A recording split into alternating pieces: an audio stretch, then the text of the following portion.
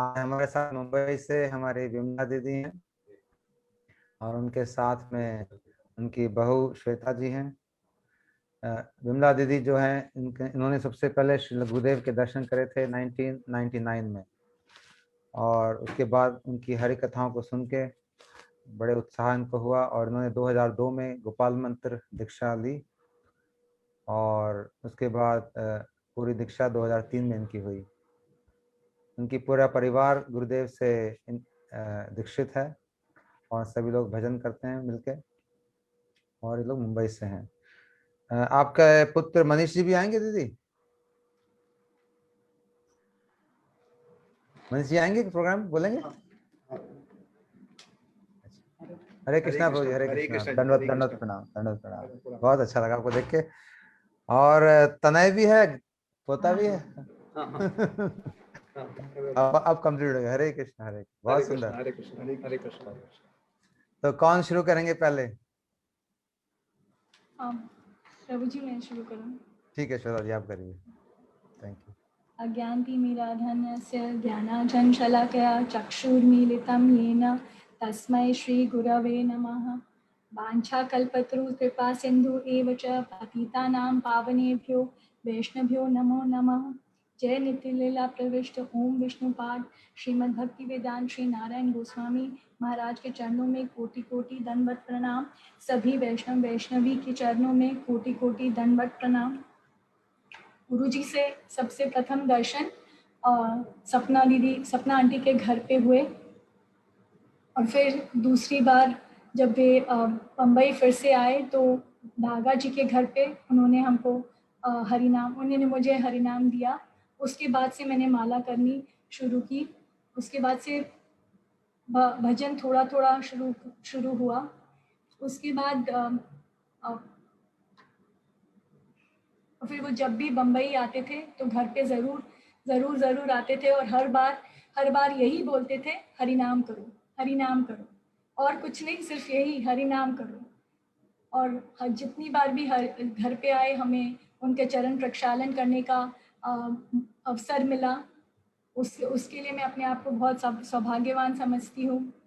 और कई बार, और फिर उसके बाद गिरधारी गौड़िया मठ में भागवत कथा, उनके मुख से भागवत कथा श्रवण करने का अवसर मिला। उस समय 2-3 घंटे 7 दिन लगातार उनका सानिध्य मिला। ये सब आसानी से मिलने वाला नहीं था, ये सब उनकी कृपा है, इसीलिए मिल पाया। पर उस समय तक, और वहीं पर गोपाल मंत्र हुआ। गुरुजी ने हमें गोपाल मंत्र, मुझे और मेरे हस्बैंड को गोपाल मंत्र दिया। उस समय तक समझ में नहीं आता था कुछ भी, परंतु आज समझ में आता है। इतने बड़े, इतने महान गुरु का मिलना कोई आसान बात नहीं थी, बहुत कठिन था, पर फिर भी सब कुछ सहज होता चला गया, एक के बाद एक होता चला गया। कैसे हुआ? बस ये सिर्फ गुरुजी की कृपा है। ये गुरुजी की कृपा अगर नहीं होती तो ये सब हमको कुछ नहीं मिलता। फिर कौन से साल में हुआ दीदी गोपाल मंत्र? तो 2007 में गोपाल मंत्र हुआ। पहले हमारे यहाँ सिर्फ गोपाल जी थे, फिर गुरुजी ने मम्मी को राधा कृष्ण के श्री विग्रह दिए। धीरे धीरे मैं उनका श्रृंगार करने लगी और उसमें रुचि लेने लगी, तो धीरे धीरे और राधा कृष्ण में रुचि बढ़ने लगी, और उनको पोशाकें धारण करवाने में, उनका श्रृंगार करने में मुझे और आनंद आने लगा। उनकी कृपा से दिमाग में ये बात, तो गुरुजी जब भी आते थे, जब भी यही बोलते थे हरि नाम करो, और एक बात तो दिमाग में उनकी वजह से सेट हो गई कि भगवान अगर हैं तो सिर्फ कृष्ण है, भगवान अगर हैं तो सिर्फ कृष्ण है और कोई नहीं। इधर उधर का भटकाव खत्म हो गया, इधर उधर का भटकाव खत्म हो गया। अब हम सब पूरा परिवार मिलजुल कर उनके कई सारे उत्सव मनाते हैं। जन्माष्टमी, राधाष्टमी, अन्नकूट महोत्सव, नंदोत्सव, सब कुछ बड़ी तैयारियों के साथ खूब धूमधाम से, खूब उत्साह से मनाते हैं। गुरु जी की कृपा से उनके सभी सेवक हमारे घर पे आते हैं, हरि कथा करते हैं, हरि कीर्तन करते हैं। ऐसा लगता है हमारा घर गोलोक धाम बन जाता है, उस समय बहुत आनंद आता है। ये सब गुरु कृपा के बगैर, गुरु जी की कृपा के बगैर संभव ही नहीं था। हम लोग तो बहुत तुच्छ हैं और ऐसे हम लोग, मैंने कभी प्रयास नहीं किया ये सब करने के लिए, ये सब मुझे कोई प्रयास करना ही नहीं पड़ा। सहज गुरु जी ने अपने आप देते ही चले गए, देते ही चले गए। तो ये सब गुरु कृपा अपने आप उन्होंने बरसाई है बस गुरु जी से। और उसके बाद हम लोग मधु दीदी के संपर्क में रहते हैं और थोड़ा बहुत जो कुछ भी सीख रहे हैं उनसे सीख रहे हैं। पर मुझे इतना विश्वास है कि जब सब कुछ इतना सहज हो गया तो आगे भी गुरु जी की कृपा हम पर बरसती रहेगी और हम भक्ति मार्ग में आगे बढ़ते रहेंगे। और धीरे धीरे ही सही, बहुत स्लो जा रहा है, धीरे धीरे ही सही, पर आगे जरूर बढ़ेंगे और कृष्ण तत्व को, राधा कृष्ण जी के तत्व को धीरे धीरे और गहराई से समझने लगेंगे। हरे कृष्ण कृष्ण कृष्ण हरे हरे, हरे हरे कृष्ण। राम राम राम हरे हरे। जय हो गुरुदेव की जय हो। बहुत सुंदर दीदी, आपने बड़ी अच्छी बात कही। गुरुदेव ने हर बार आपको मिले कहा कि हरिनाम करो। जी हाँ, हरिनाम ही हमारा आधार है हर चीज का। तो अगर हम हरिनाम कंटिन्यूअसली करेंगे तो सब काम ठीक होगा। एक मैंने खुद से एयरपोर्ट पे पूछा था, मैंने कहा महाराज जी, अगर हम कभी इतने व्यस्त हो जाएं जीवन में और हमारी भक्ति से दूर हो जाएं और हमें समय ना मिले, तो क्या हम करें मिनिमम, जिससे कि हम हमारा वापस कल्याण हो जाए। मैंने ऐसे पूछा हूँ गुरुदेव से। तो महाराज जी ने कहा बेटा, कुछ भी हो कैसा भी हो, जीवन में कभी भी हरिनाम मत छोड़ना, तब सब ठीक हो जाएगा। तो ये हरिनाम जो है ये हमारे आधार है। इसको अगर पढ़ के रखेंगे तो सब चीजें खराब भी हो जाती हैं, वापस ठीक हो जाएंगी। अगर आप वैष्णव से दूर हो गए, कुछ हो गया, लेकिन हरिनाम करते रहो कंटिन्यूसली, तो ये हरिनाम में इतनी शक्ति, क्योंकि ये ऐसे महान गुरु द्वारा दिया गया है, ये सिद्ध हरिनाम नाम है। फिर आपने, गुरुदेव ने आपके घर राधा कृष्ण स्थापित करे और आप श्रृंगार करते हैं। महाराज जी ने उनके प्राण प्रतिष्ठा करके आपको दिए राधा कृष्ण के, है ना? हाँ, प्राण प्रतिष्ठा क्या करके नाम है दिया। आपके, उनके नाम क्या राधा दिया है? रमन जी, राधा वाह रमन लाल वाह। जी।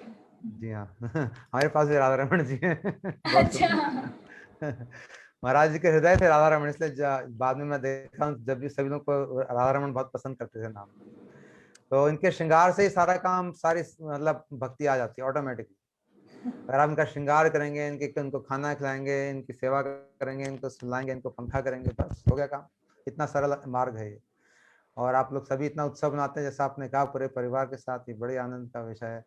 इसमें सब आनंद करते करते पता भी नहीं चलेगा कैसे हम भक्ति में आगे बढ़ रहे हैं। सब मजे में ही सब काम हो जाएगा। बहुत सुंदर, बड़ा अच्छा लगा श्वेता जी, बहुत धन्यवाद। आप कौन बोलेंगे नेक्स्ट? मैं मनीष बोल मनीष रहा जी आप हूँ। बोलेंगे? हरे कृष्ण। मनीष जी थोड़ा सा अपना इंट्रोडक्शन भी देंगे तो अच्छा रहेगा। आप क्या हाँ, करते हैं और थोड़ा बहुत ऐसे बस बताएंगे अभी तो तो। मैं बिजनेस में हूँ, स्टील सप्लाई करता हूँ और हरि नाम करता हूँ थोड़ा। बहुत बढ़िया ठीक है, हाँ, बताइए। गुरु के चरणों में कोटि कोटि दंडवत प्रणाम। गुरु जी जब भी बॉम्बे आते थे, वो हैंगिंग गार्डन वॉक के लिए जाते थे। मैं उन्हें वहाँ से उनको घर पर लेकर आता था और बस वो एक ही बात बोलते थे कि हरि नाम करो, हरि नाम करो। और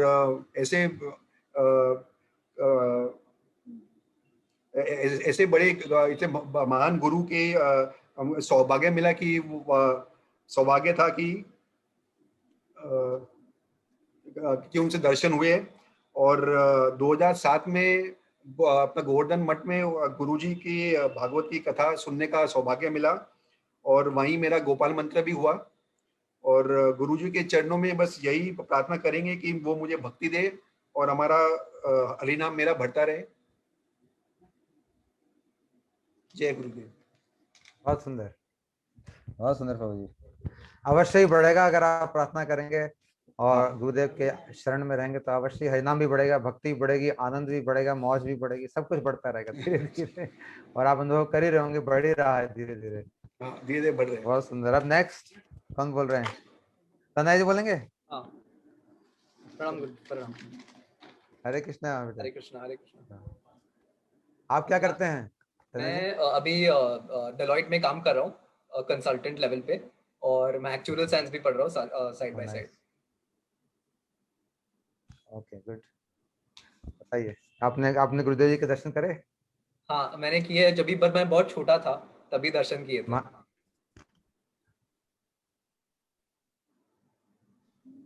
ठीक है। ज्ञानतिमिरन्धस्य ज्ञानांजन शलाकया चक्षुरुन्मिलितं येन तस्मै श्री गुरुदेव के गुरवे बारे नमः। में आवाज नहीं आ रही प्रभु जी आपकी।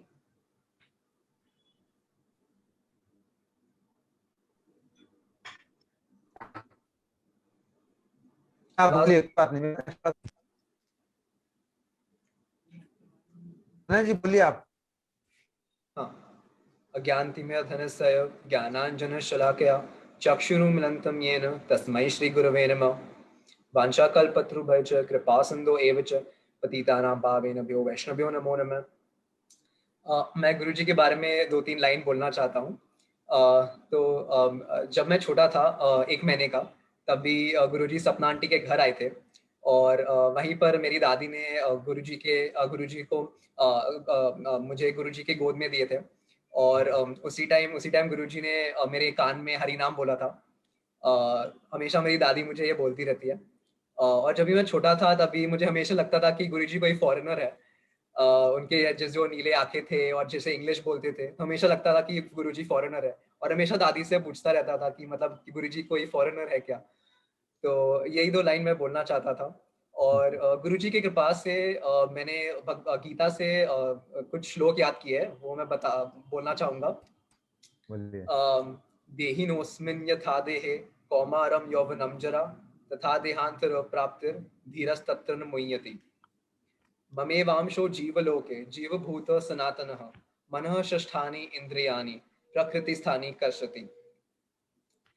भूमिरपो नलो वायु खं मन बुद्धिरेव च अहंकारः इति यं मे भिन्ना प्रकृतिरष्टधा। सहस्रयुग पर्यंतम अहर्यत ब्रह्मणो विदु रात्रम युग सहस्रांतम तेहो रात्र विदो जना। गुरु जी की कृपा हमेशा मुझ पर बनी रहे और मैं भक्ति के पाथ पर हमेशा चलता रहूं। धन्यवाद। हरे कृष्ण हरे कृष्ण। हरे कृष्णा। तो नहीं, बहुत सुंदर। आप तो गुरुजी के गोद में बैठे हुए हो, तो क्या कहने आपके। और गुरुजी ने अपने गोद में लेके आपको इनाम दिया है, ये बहुत बड़ी बात है कि गुरुदेव। और एक और चीज बोलना चाहूंगा, मतलब मैं जब भी छोटा था तभी काफी बार कृष्ण भी बना हूँ और वामन भगवान भी बना हूँ काफी बार। अरे वाह। तो मुझे बहुत हाँ बहुत कृपा। हाँ बहुत अच्छा। तो ये कि गुरुदेव की गोदी में बैठना एकदम बड़ा पावरफुल चीज है। सारी उनकी शरीर से आपका स्पर्श हुआ है, वो दिव्य है। गुरुदेव का हर चीज दिव्य है। उनका शरीर ट्रांसेंडेंटल, उससे आपका स्पर्श हुआ, उन्होंने आशीर्वाद दिया, प्रेम किया आपसे, बहुत बड़ी बात है। और जब आपने कहा गुरुदेव फॉरेनर लगते थे, तो बहुत लोगों को और भी लगते थे। हमारे पूज्य पाद भक्तिवेदांत श्रीधर महाराज जी, उनका भी यही कहना है कि जो पहली बार मठ में उनको लगा कोई फॉरेनर है, नीली नीली आंखें, गोरा एकदम, वो तो बहुत लोग ऐसा कहते हैं। और ये सचमुच गुरुदेव बड़े ही दिव्य उनकी उनकी छवि थी। तो धन्यवाद संजय जी, बहुत अच्छा लगा आपसे सुन के। हरे कृष्ण हरे कृष्ण हरे कृष्ण। मैं अब बिमला दीदी आप बोलेंगे या नेक्स्ट? हरे कृष्णा प्रभु जी। हरे कृष्णा जी, हरे कृष्णा। धन्यवाद।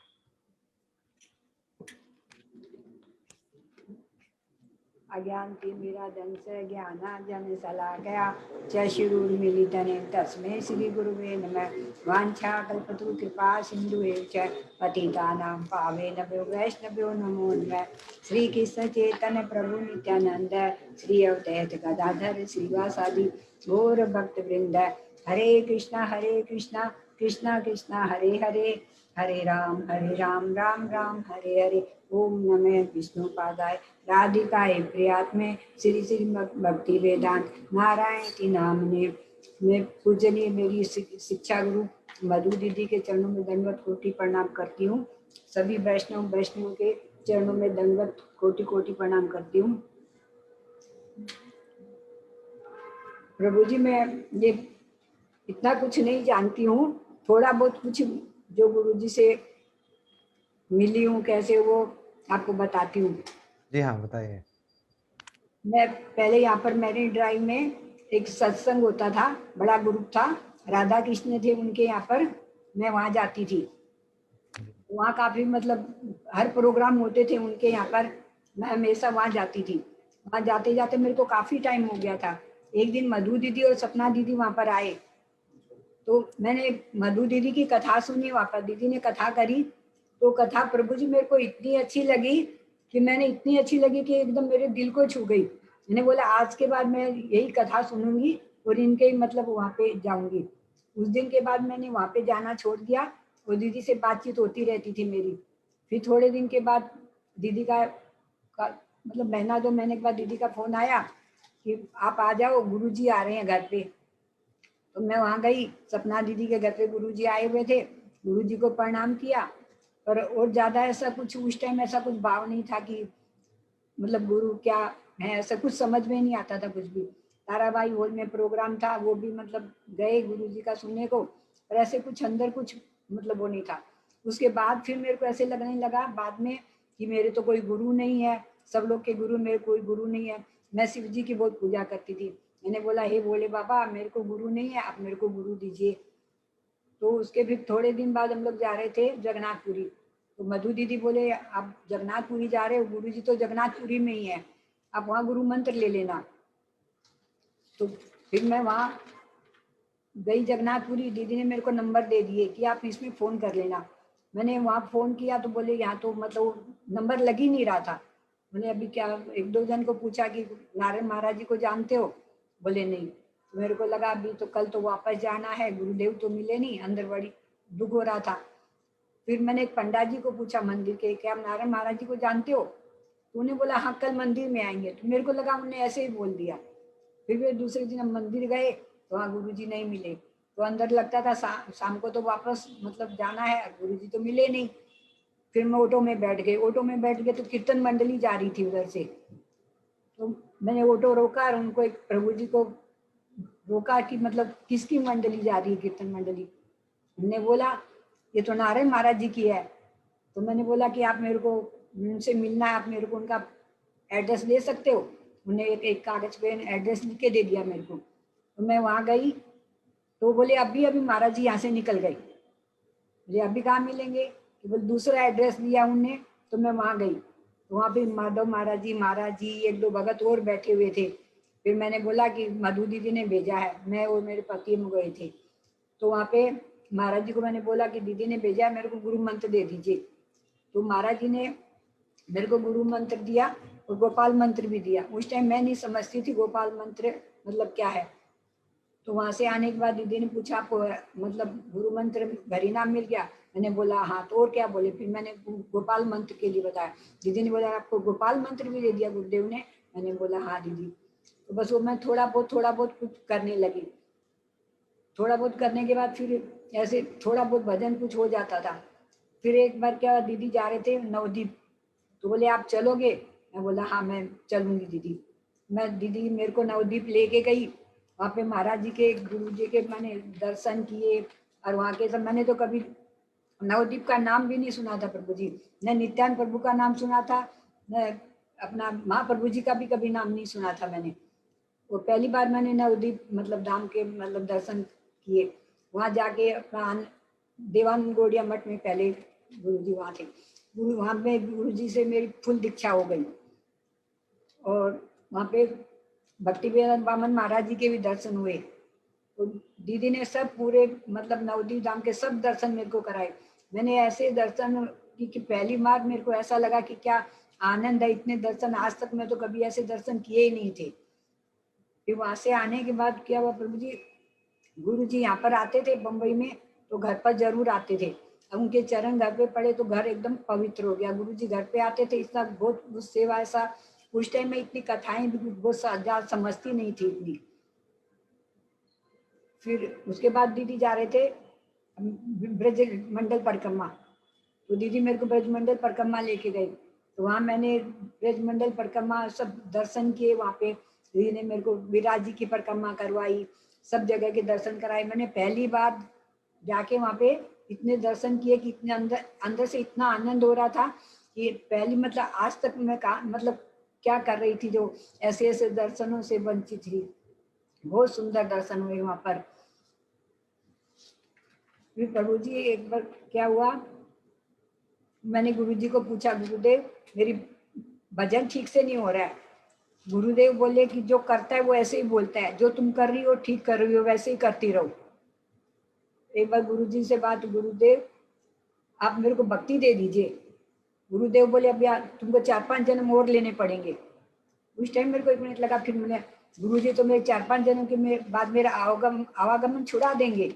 अंदर से बहुत खुशी हुई कि बिल्ली को जैसे अपने गुरु पे कितना दृढ़ विश्वास था, मैंने भी अभी अपने गुरु के चरणों में ऐसा दृढ़ विश्वास है कि गुरुदेव मेरा 4-5 जन्म के बाद मेरा आवागमन छुटा देंगे।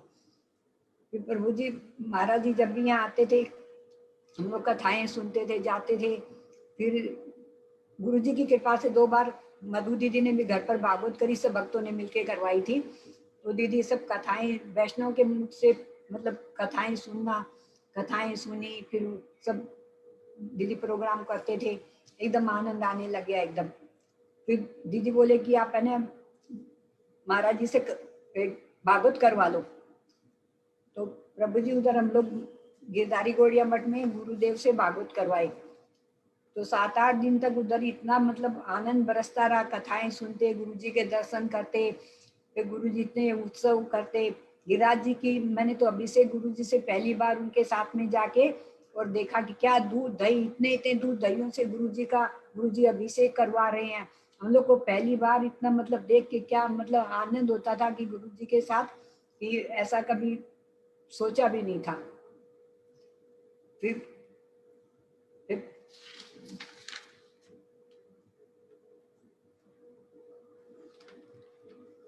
एक बार हम लोग दीदी के साथ वहां जा रहे थे, प्रभु जी नवदीप जा रहे थे। तो नवदीप जा रहे थे हम लोग 4 थे। तो चारों का सामान इतना हो गया था, दीदी ने वो सब 3-4 ठाकुर जी के पोशाक के कपड़े ले लिए। तो जितना हमारा 60-70 किलो हमारा सामान, 60-70 वो पोशाक का। मैंने बोला दीदी कैसे जाएंगे ये सामान? दीदी बोले आप चिंता मत करो, गुरु जी की कृपा से सब जाएंगे। मैं सोच रही थी कैसा क्या होगा। वहां पे वो गए तो वो लोग एयरपोर्ट पे बोले कि ये सामान आपका नहीं जाएगा। फिर दीदी ने उन्हें जाके 2-4 मिनट बात करी उनसे। तो लोग इतने क्या उनकी बुद्धि फिर गई, बोलते सारा सामान डाल दो अपना पूरा, जितना और भी है तो और भी ले आओ, जितना है सब सामान डाल दो। तो गुरु जी की इतनी बड़ी कृपा देख के मैं तो एकदम वो हो गई, धन्य हो गई कि कैसी गुरु जी की कृपा हर पल मतलब बरसती रहती है।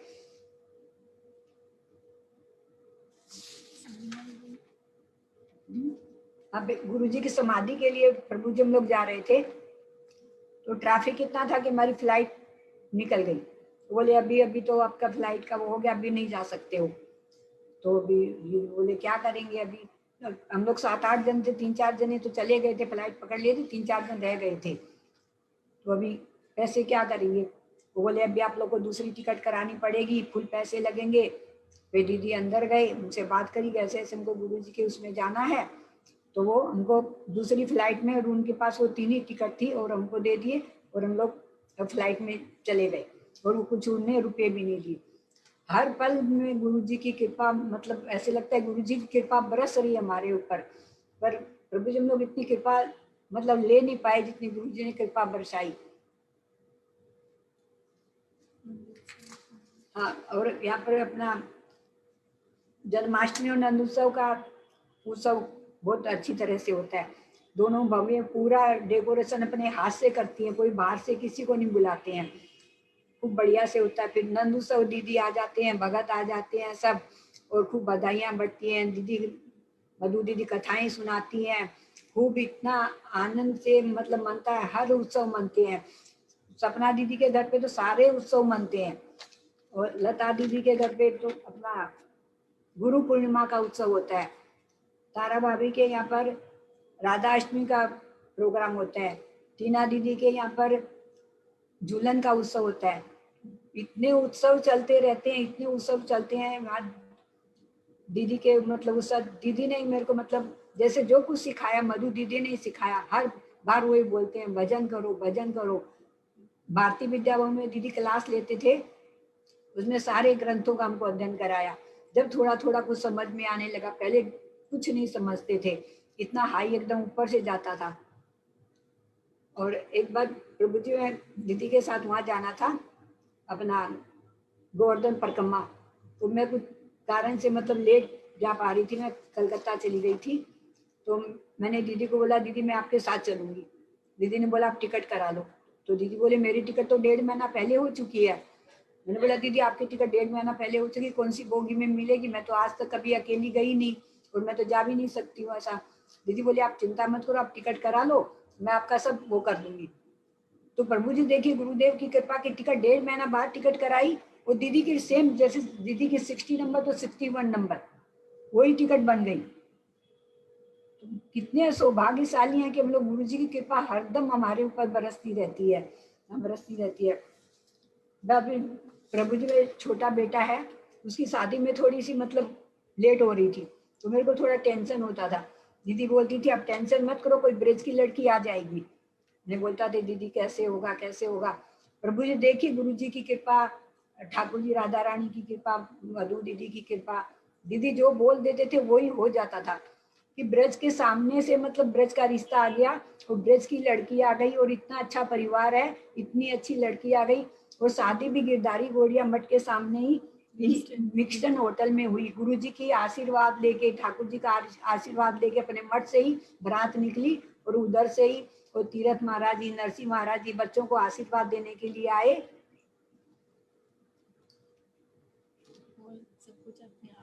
और सब कुछ इतना सरल, इतना मतलब उससे होता गया कि अभी बस ये गुरु जी से, मधु दीदी के चरणों में यही प्रार्थना है सबके चरणों में कि भक्ति बढ़े, हमारी भक्ति बस जैसे एकदम बढ़ती हुई चली जाए। और एक बार 2002 में सपना दीदी के साथ नवदीप गई थी। तो नवदीप गए तो हम लोग को पहुंचते पहुंचते 7-8 बज गए थे। तो बोले अभी गुरु जी के दर्शन कैसे होंगे। तुम लोग गुरु जी के भजन कुटी के बाहर हम लोग गए और पीछे के मतलब खिड़की में से देख रहे थे गुरु जी हरिनाम कर रहे थे बैठ के। हम लोग खड़े रहे। गुरु जी का दरवाजा खुला तो गुरुदेव बाहर आए। सपना दीदी ने उनको प्रणाम कर लिया।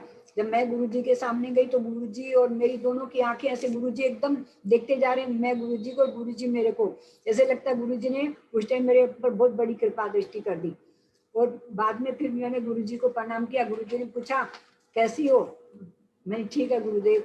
घर में सब लोग ठीक है? हाँ गुरुदेव सब ठीक है। गुरु जी को प्रणाम किया और वहां से मतलब आगे दर्शन करते थे। बहुत आनंद आता था और सब जगह के दर्शन किए।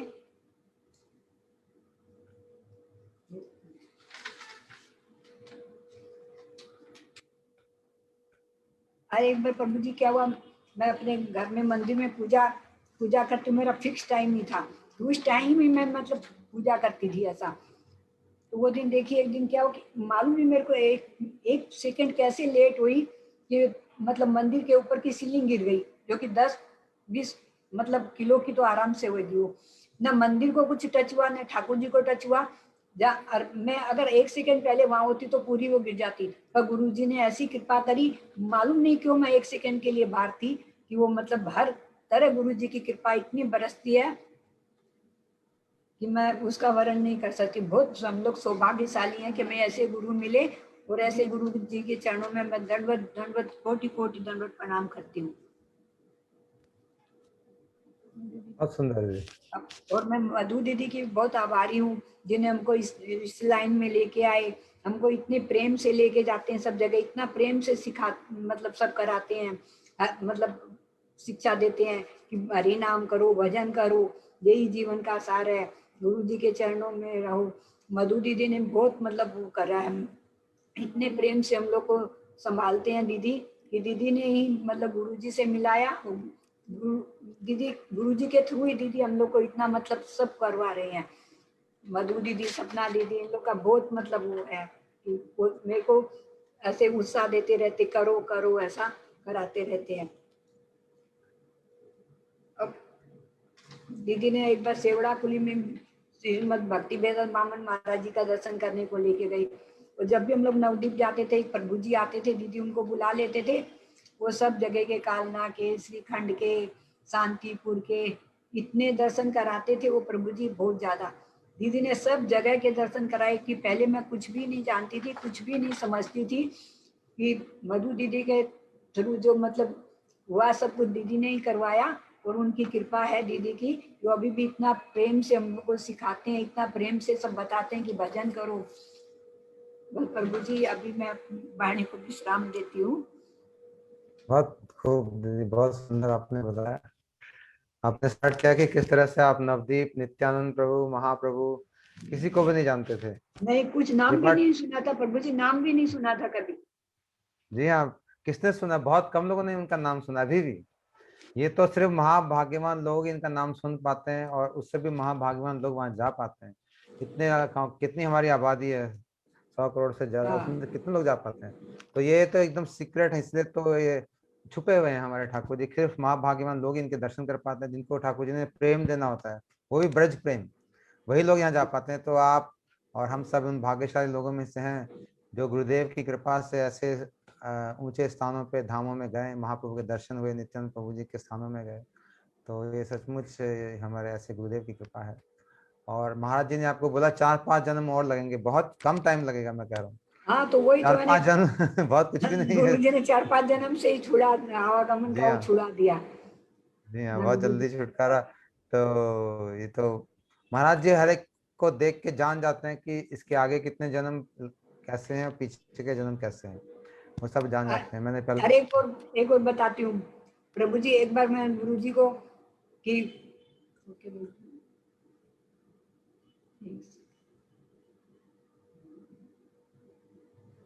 क्या बोल-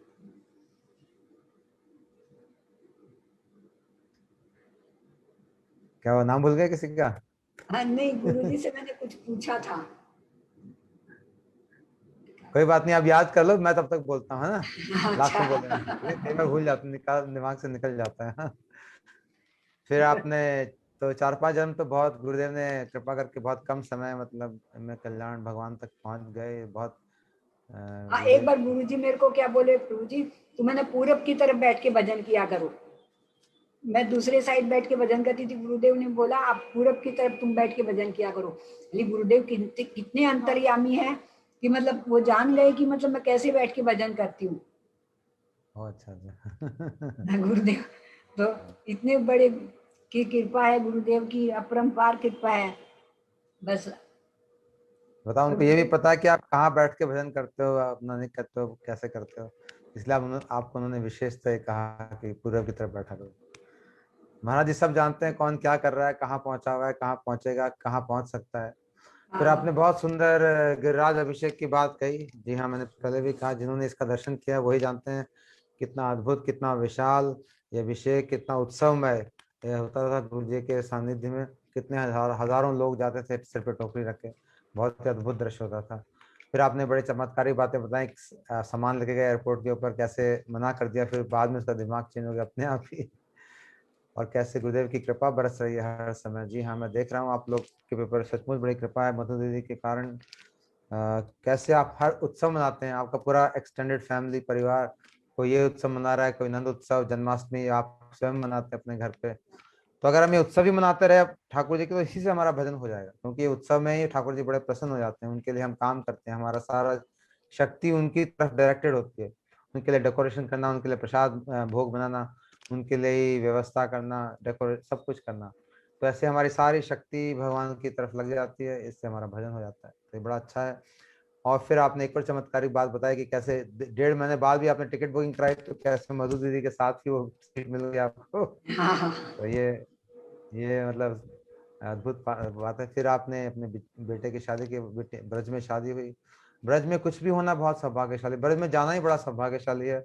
और अगर ऐसे संस्कार हम ब्रज में करते हैं, विवाह और कोई भी अन्नप्राशन, तो ये बहुत ही शुभ है, क्योंकि ब्रज जो है ये ठाकुर जी के चरणों से रंजित भूमि है। ठाकुर जी राधा रानी यहाँ पे घूमे हैं, यहाँ पे उनके विहार हुआ है, लीलाएं हुई हैं।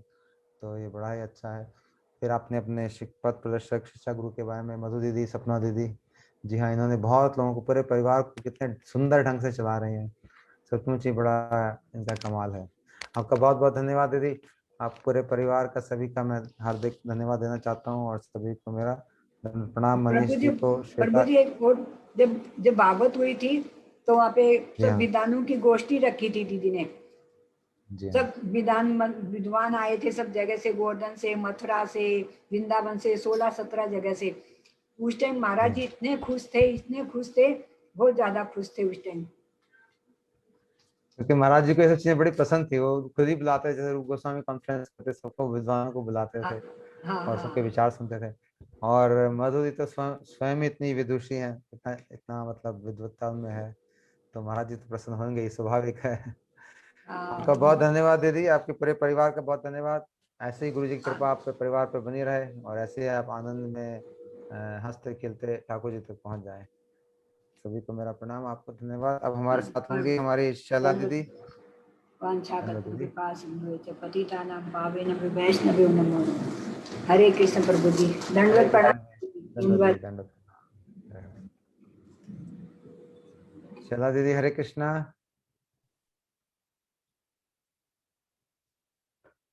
प्रभु जी। हरे कृष्णा, आप सुन पा रहे हैं मुझे? जी प्रभु जी, आप दंडवत प्रणाम प्रभु जी। आप मैं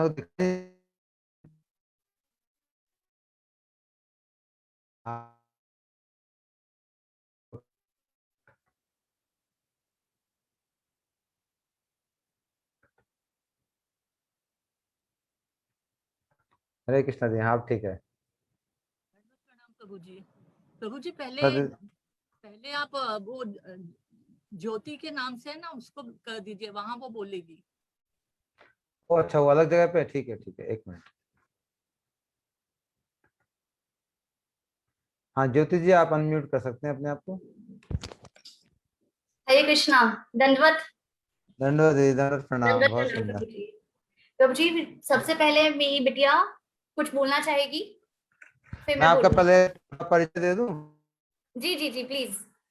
तो ये हमारी शैला दीदी जो पहले आई थी, वो उनका दक्षित नाम सुदेवी है, वो मुंबई से हैं और उन्होंने बीएससी माइक्रोबायोलॉजी, बहुत बिटिया बड़ी प्यारी माइक्रोबायोलॉजी करी है। और डीएमआईटी, ये मुझे नहीं पता क्या होता है डीएमआईटी, ये शायद इनके कॉलेज यूनिवर्सिटी का नाम है मेरे ख्याल से। 1997 में इन्होंने किया है और श्रीला गुरुदेव ने इनको हरिनाम और गोपाल मंत्र दिया 1998 में और दीक्षा मिली इनको 1999 में। और इनके बच्चे भी महाराज जी के शिष्य डिसाइपल हैं।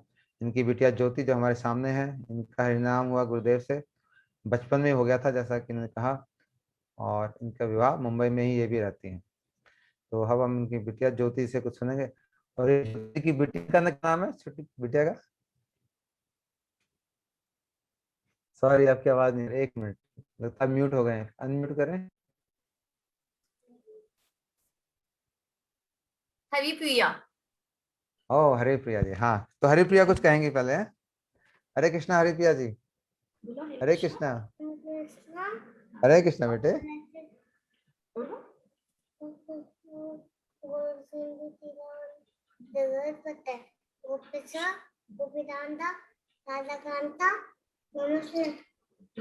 वाह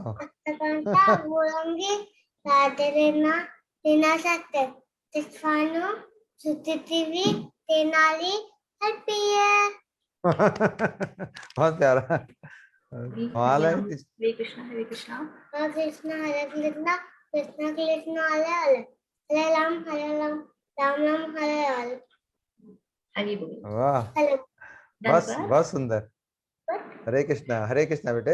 हरे कृष्णा हरे कृष्णा। कितनी उम्र है इसकी हरि प्रिया की? How old are you? 3 साल की। ओह माय गॉड, 3 साल में इतने इसने याद कर लिए, वाह। ये तो सचमुच हरि प्रिया है, भगवान की प्रिया एकदम वेरी नाइस बेटे, बहुत बढ़िया, बहुत सुंदर। Thank you. और भी कुछ बोलेंगे हरि प्रिया जी? नहीं प्रभु जी। बहुत सुंदर, बहुत प्यारी है हरि प्रिया, बहुत प्यारी है सचमुच। ठीक है दीदी, आप बोलिए। जी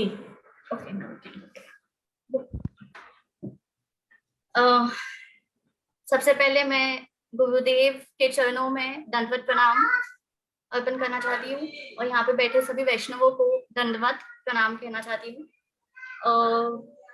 हमारे घर में बचपन से ही भगवान जी की सेवा, गिरिराज जी की सेवा रही है। राधा रानी हमारे सभी के घर में, गोपाल जी, राधा रानी और गिरिराज जी हैं। मेरी बड़ी ताई जी हैं, सपना ताई जी और मधु चाची, तो उनका संग बचपन से ही बना रहा है। भगवान की असीम कृपा है इस बहाने की हमें बचपन से ही भक्तों के बीच में रहने का मौका मिला। बचपन से ही भगवान मतलब हम अपने घर में भागवत कथा होते हुए देखी है, और गुरुदेव हमारे घर में आते थे, हमें मतलब मम्मी उनके लिए बहुत सारी चीजें बनाती थी, हम ताई जी के यहाँ जाते थे। तो हमारा ब्लेस्ड है कि हमें बचपन से ही ये मौका मिला कि हम गुरुदेव से एसोसिएटेड हैं। जब मैं स्कूल में थी तब मेरा हरिनाम हो गया था। तब मैं ज्यादा शुरू में इतनी समझ नहीं पाती थी, तो मैंने मतलब जैसे गुरुदेव को पहली बार देखा, मुझे आज भी याद है, तो मैंने देखा उन्हें वहां बैठे हुए चेयर पे और उनके पीछे फॉरेनर्स थे। तो मैंने बोला गुरुजी के पीछे फॉरेनर्स है। फिर जब गुरुजी ने मुझे हरिनाम के लिए बुलाया, तो जब मेरा टाइम आया तो उन्होंने मुझसे पूछा कि वृंदावन में एक सांवला सा लड़का रहता है जो बंसी बजाता है, गाय चराता है, वो लड़का है कौन? तो मैं एकदम मतलब उस समय ठीक है पता है, तो एकदम मैंने बोल दिया कि वो तो कृष्णा है। तो गुरुजी ऐसे मुस्कुराए और मुझे बोलते आओ तुम्हारे कान में, मतलब उन्होंने फिर मुझे हरिनाम दिया। तो ये मेरी फर्स्ट मेमोरी है गुरुदेव के साथ पर्सनल में। हमारा बहुत बार नवद्वीप धाम, वृंदावन, गोवर्धन होता था। एक बार ऐसा था कि नवद्वीप में परिक्रमा चल रही थी, मैं वहां बीमार हो गई थी। तो श्रीधर महाराज ने गुरुदेव के चरणों में से कुछ उठाई और कुछ बांधा और मेरे हाथों में कलाइया की तरह बांध दिया और बोले गुरुदेव की कृपा है सब सही हो जाएगा। मुझे बहुत हाई फीवर था, परिक्रमा हमने उस समय पैदल की थी। रातों रात मैं एकदम ठीक हो गई, मतलब वो सच में, मतलब मुझे 103 जहां बुखार था, मैं अगले दिन मॉर्निंग परिक्रमा के लिए एकदम रेडी थी। तो ये गुरुदेव की कृपा ही होगी कि हमें मतलब एकदम सही हो गए। हमारे यहाँ पे जैसे भगवान की सेवा बचपन से ही रही, तो मैं जैसे जैसे बड़ी होती गई मैंने देखा कि मेरे घर में तो है, मैं जब कॉलेज जाती थी तो मैं इस्कॉन जाती थी, क्योंकि मेरे घर के नजदीक इस्कॉन मंदिर था। वहां पे मेरी उम्र की बहुत सारी लड़कियां चैंटिंग करती थी। तब तक मैंने इतनी चैंटिंग में आगे नहीं थी, मैं सिर्फ 2 राउंड्स करती थी, मम्मी कहती थी, बट सिर्फ जन्माष्टमी और ये सब त्योहारों पे मैं 16 राउंड्स करती थी, बाकी टाइम नहीं करती थी। तो मैंने फिर जब देखा कि मेरी उम्र की लड़कियां पढ़ाई कर रही हैं, जॉब कर रही हैं और सेवा भी कर रही हैं और चैंटिंग भी करती हैं, तो मैंने अपने आप में अलग से एसोसिएशन का बहुत फर्क हुआ मुझ पे, और मैंने अपने आप ही मन से चैंटिंग शुरू की। तो मैं हर एकादशी पे एक राउंड बढ़ाती थी और इस बहाने मैं 16 तक पहुंची। एक टाइम ऐसा आया जब मैं एमबीए की पढ़ाई करती थी और मैं ट्रेन में ट्रैवल करते समय, क्योंकि मुझे पूरे दिन टाइम नहीं मिलता था, तो मैं ट्रेन में ट्रैवल करते समय अपने 8 राउंड्स कंप्लीट करती थी आते और जाते समय। तो मेरे लिए वो एक वो मोमेंट था कि मैंने धीरे धीरे भक्ति में आगे बढ़ी। ये भी गुरुदेव की कृपा ही होगी कि मुझे बहुत अच्छा एसोसिएशन मिला।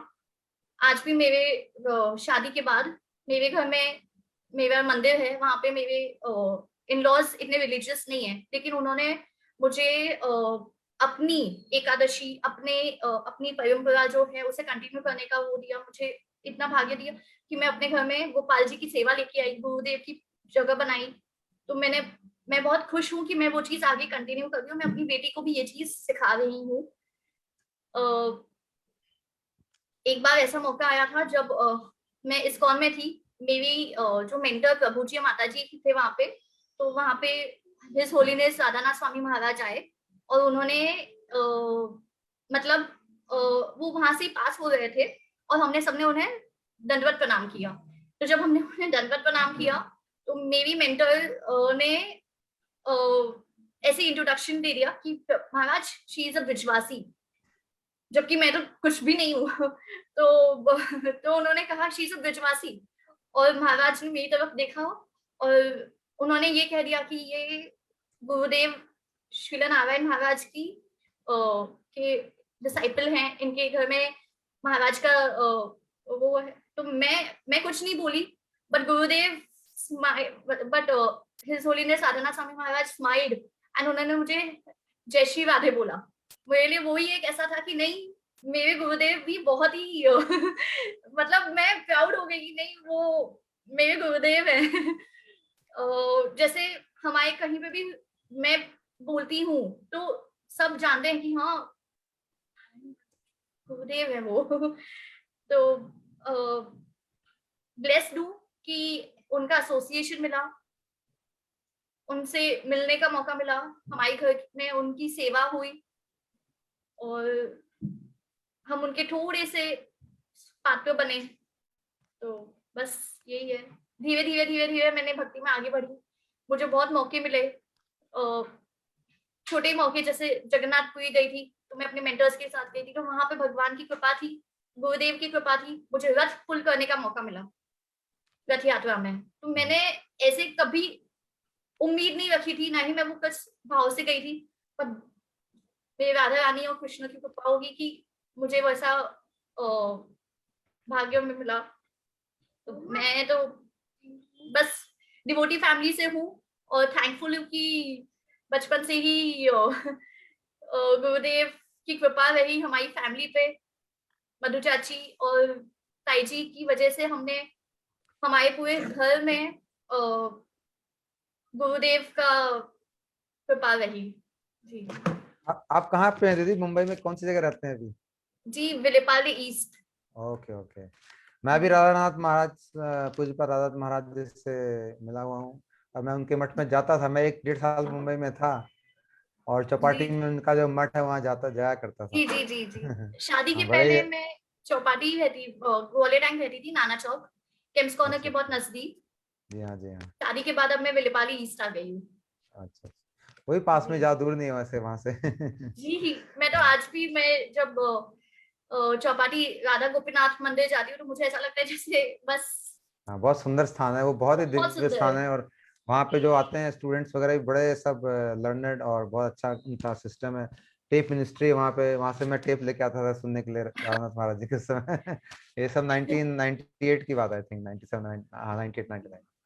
तो बहुत सुंदर दीदी आपने बोला नवदीप परिक्रमा में कैसे गुरुदेव ने बुखार आपका उतारा, तो लगाने के बाद पूज्य पाद श्रीधर महाराज जी ने आपको दिया और उनकी कृपा से तुरंत बुखार उतर गया। फिर आप कैसे गोपाल जी की सेवा अपने घर से लेके आई अपने ससुराल में और गुरुदेव की सेवा को भी लेके आई।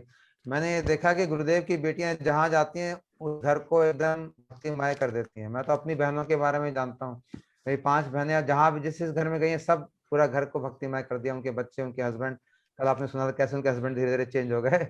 तो ऐसे गुरुदेव की एक एक बेटियां बड़ी सक्षम है। मैंने देखा गुरुदेव को अपनी बेटियों पे बहुत ही प्राउड फील करते थे, बहुत ही उनको फख्र था और कहते भी थे कि मेरी एक एक बेटी शेरनी की तरह होगी और मैं प्रचार करेगी। और ऐसे नहीं कि एकदम म्याऊं बिल्ली की तरह नहीं होगी मेरी बेटी। गुरुदेव ऐसे कहते थे। तो मैं देख रहा हूँ आप भी ऐसे ही अपने घर में अपनी छोटी सी बिटिया को कितना सुंदर आपने श्लोक सिखा दिए हैं और कितना सुंदर महामंत्र बोल रही है, सिर्फ 3 साल की थी। तो जो 3 साल से ये वो 1 साल 2 साल से, जब वो 1.5 साल की थी तब से उसे हरिनाम आता है और 2 साल से तब से उसको थोड़ा देखो थोड़ा हमको जाके हरिनाम कहाँ मिला, 27 साल में जाके मिला और 1-1.5 साल से कर रहे हैं। तो मतलब जब ये बड़े होंगे तो कहाँ पहुंच जाएंगे गुरुदेव की कृपा से। तो सचमुच ऐसा आपके बहुत कृपा है। और राधानाथ महाराज जी के बारे में आपने बताया, पूज्यपाद राधानाथ महाराज जी गुरुदेव से बड़ा प्रेम करते हैं और कई बार महाराज जी के पास मिलने आते थे। हम बरसाने में मैंने उनको देखा महाराज जी के साथ और महाराज जी की कथाएं सुनते थे आके और बहुत ही उनका मधुर संबंध था। महाराज जी भी उनको बड़ा प्रेम करते थे। तो बड़े अच्छे राधानाथ महाराज जी का संग भी बहुत लाभदायक है, जो करेगा उसको बहुत फायदा है। और आपने कहा कि आप गुरुदेव से बड़े, आपको भी प्राउड है, हमें होना ही चाहिए। हमारे गुरुदेव पे हमें बहुत प्राउड होना चाहिए। हम उनके शिष्य, इस बात पे भी बड़े गर्व होना चाहिए, क्योंकि ऐसे गुरुदेव के शिष्य होना भी कोई साधारण बात नहीं, साधारण भाग्य से नहीं मिलता। किसी पता नहीं क्या गुरुदेव के हाथों की कृपा हो सकती है, नहीं तो हम लोग की क्या क्षमता है कि हम ऐसे गुरुदेव के पास भी जाएं। लेकिन महाराज जी ने हमें अपनाया, हमारे सिर पे हाथ रखा, इससे बड़ी कृपा भगवान की क्या हो सकती है, कुछ नहीं हो सकती। तो बहुत बहुत धन्यवाद ज्योति जी आपका, बड़ा अच्छा लगा आपकी बातें सुन के। अब हम आपकी माता जी शैला जी के पास जाएंगे। हरे कृष्णा दीदी, आपकी आवाज बहुत कम आ रही है। हरे कृष्णा। हरे कृष्णा दीदी, आवाज नहीं आ रही क्या? बहुत कम आ रही है। दंडवत प्रणाम प्रभु जी। दंडवत दीदी, दंडवत। अब थोड़ी आई है, हाँ थोड़ी आई है।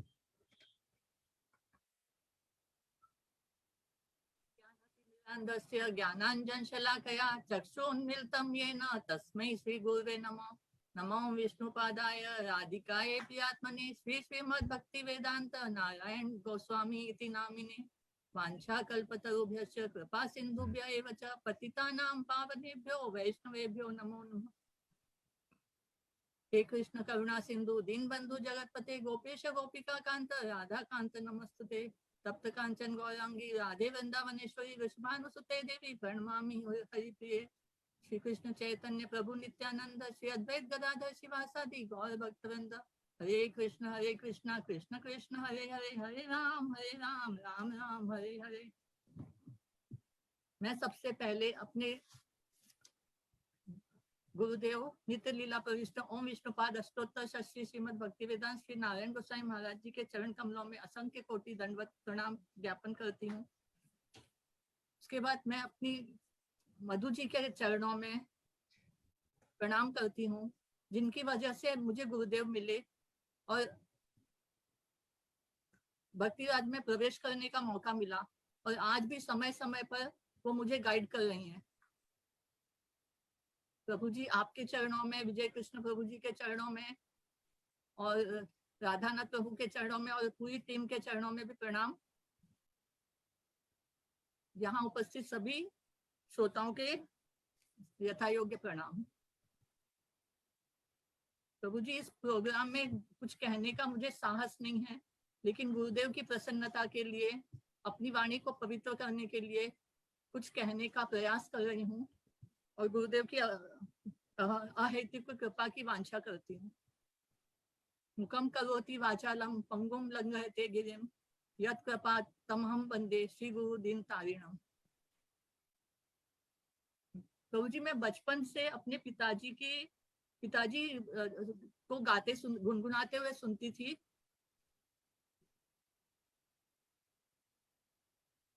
अब सौंप दिया इस जीवन का सब भार तुम्हारे हाथों में, और आंखों में सदा ये ध्यान रहे, मन चरणों में लगा रहे, ये अंत समय की अर्जी है, आगे प्रभु आपकी मर्जी है। ये भाव सभी भक्तों के हैं, ये प्रेम सदा भरपूर रहे भगवान तुम्हारे चरणों में। प्रभु जी मैं भी ऐसे प्रेयर करना सीख गई, लेकिन उस समय जब मंदिर के सामने खड़े होकर प्रेयर करती थी तो सारे देवी देवताओं को ही भगवान समझती थी। मुझे ये नहीं पता था कि कृष्ण ही भगवान है। जितनी तस्वीरें मंदिर में थी सभी को भगवान समझ के प्रे करती थी। जब कॉलेज में आई तब इस्कॉन टेम्पल, ये जूहू वाला टेम्पल नया नया बना था, उस समय इनॉग्रेशन हुआ था। हम वहां जब मैं गई तो भव्य दर्शन, झांकी इतनी सुंदर, सब कुछ बहुत अच्छा लगा। लेकिन वहां हम जब गुरु वहां के प्रभुपाद की डीटी को हमने प्रणाम किया तो हमें ये नहीं पता था कौन हम ये सब लोग, उस समय अफवाहें भी बहुत थी, तो ऐसे था कि ये हिप्पियों के गुरु हैं। उसके तब तक चैतन्य महाप्रभु के बारे में, नित्यानंद प्रभु के बारे में नाम भी नहीं सुना था कभी। कृष्ण बलराम समझकर ही हम उनको प्रणाम कर रहे थे। फिर प्रभु जी शादी होने के बाद जब यहाँ ससुराल में आई तो यहाँ मैंने बाल गोपाल की सेवा देखी, और सपना दीदी बहुत सुंदर श्रृंगार करती थी, अपने हाथों से पोशाक बना के पहनाती थी, मुझे भी बहुत अच्छा लगता था। धीरे धीरे मैं भी सेवा करना सीखी। हम लोग जन्माष्टमी तो करते थे, लेकिन जैसे राधाष्टमी वगैरह का मुझे याद नहीं उस समय करते थे या नहीं। और सारी देवी देवताओं की पूजा यहाँ भी होती थी। मधु जी की शादी के बाद हमारे घर के वातावरण में बहुत बदलाव आ गया। एक तो वो मथुरा की बेटी, ऊपर से पीएचडी, वो भी भागवत में, तो उनके आने के बाद हम लोगों का, एटलीस्ट लेडीज जो हमारे यहाँ थी, उन लोगों का बहुत सब कुछ चेंज हम लोगों का हो गया। कृष्ण जन्माष्टमी, कृष्ण का, राधा जी का, जितने भी त्योहार आते थे सबके बारे में हमको बताया, और महाप्रभु के बारे में भी बताया, भागवत जी के बारे में बताया कि घर में जरूर होना चाहिए। फिर हम भागवत जी लेकर आए, रोज एक अध्याय पढ़ना शुरू किया। जन्माष्टमी, राधाष्टमी और जो भी त्योहार पहले होते थे सिंपली हो जाते थे, लेकिन बाद में वो सब उत्सव मनाने लगे हम लोग, इतनी धूमधाम से उत्सव। अन्नकूट का तो पूरा ही बहुत ही अच्छी तरह से करते थे, कई दिन पहले से हमारी तैयारी शुरू हो जाती थी। फिर जन्माष्टमी के दिन हम लोग, मधु जी है ना, रात को इसके 6 अध्याय सुनाती थी हमको कृष्ण जन्म के बारे में भागवत में से। और सबसे बड़ी कृपा तो ये मधु जी के आने के बाद हमारे यहाँ महापुरुषों का आना शुरू हो गया। और मुझे सबसे पहले गुरुदेव के दर्शन मथुरा में केशव जी गौड़ी मठ में हुए। हम लोग मथुरा जा रहे थे तो मधु जी ने कहा कि आप मेरे गुरु जी के पास जाना। मैंने कभी किसी ऐसे महापुरुष के दर्शन नहीं किए थे और ना आइडिया था कि किस तरह से क्या करना चाहिए। तो उस समय हम मठ पहुंचे, वहां जाकर हमने जब कहा कि हम बॉम्बे से मधु के यहाँ से आए हैं, तो हमको जब वहां कक्ष में गए, मैंने प्रणाम किया था, प्रभु जी मुझे चरण स्पर्श करके प्रणाम किया, लेकिन दंडवत प्रणाम करना होता है ये भी नहीं पता था। फिर जब गुरुजी को बताया कि मैं बॉम्बे से हूँ, मैं मथुरा कभी आई नहीं पहले, तो गुरुजी बोले कि अब हमसे मिलने आया करना। प्रभु जी मैं एकदम भाव विभोर हो गई, लेकिन उस समय सुकृति कुछ नहीं थी, इसलिए उनकी कृपा का मुझे एहसास नहीं हुआ। फिर यहाँ हम लोगों के यहाँ गुरुजी बॉम्बे में, जहाँ हम जॉइंट फैमिली में रहते थे हमारे पुराने घर में, उस समय गुरुजी 2 बार घर पर आए, 4 माले चढ़कर गुरुजी आए। मुझे सौभाग्य मिला प्रसाद बनाने में, सेवा करने में। उसके बाद जब दोबारा आए ना, तो मधु जी और सपना दीदी यहाँ नहीं थे, वो लोग दोनों मथुरा गए हुए थे। तब मैंने गुरुजी के लिए प्रसाद बनाया। मुझे बहुत, उस समय मुझे ऐसा लगा कि मुझे कुछ, मैं कितनी भाग्यशाली हूँ, मुझे सेवा करने का मौका मिला। तब हमने पहले माले पर ही एक कमरे में उनकी प्रसाद की व्यवस्था की। तो मुझे 92 में हमारे परिवार की तरफ से वृंदावन में भागवत सप्ताह का आयोजन किया गया, तब पूरा परिवार वहां गया। लेकिन उस समय बेटी छोटी थी और ऐसे भागवत का मतलब कथाओं में उस समय रुचि नहीं थी ज्यादा, और बेटी छोटी होने की वजह से नियम से कथा सुन भी नहीं पाई थी। पूज्यपाद तीर्थ महाराज का उस समय नाम क्या था, शुभानंद प्रभु जी, हाँ, वो कथा करते थे। अंत में गुरुदेव बोलते थे, तो जब गुरुदेव बोलते थे ना, तब जरूर जाके बैठ जाती थी, क्योंकि मुझे बहुत उनकी आवाज मधुर वाणी में बहुत थोड़ा सा बोलते थे, लेकिन बहुत अच्छी तरह से समझ में आता था। तो उस समय वृंदावन दर्शन, गोवर्धन परिक्रमा सब हम लोगों ने की, लेकिन कथा का इतना ये नहीं रहा कि मुझे कुछ याद है, उस समय का कुछ भी याद नहीं है। फिर यहाँ 92 में ही है ना, हम लोग मधु जी के स्कूल में उसका एनुअल फंक्शन था। एनुअल डे के दिन जब मैं गई, उस समय मुझे मधु जी में कितना टैलेंट है उसका अंदाज हुआ। प्रभु जी, वो एक नृत्य नाटिका प्रस्तुत की गई थी, जिसका डायरेक्शन मधु जी ने किया था। गीत गोविंद पर आधारित नृत्य नाटिका थी वो।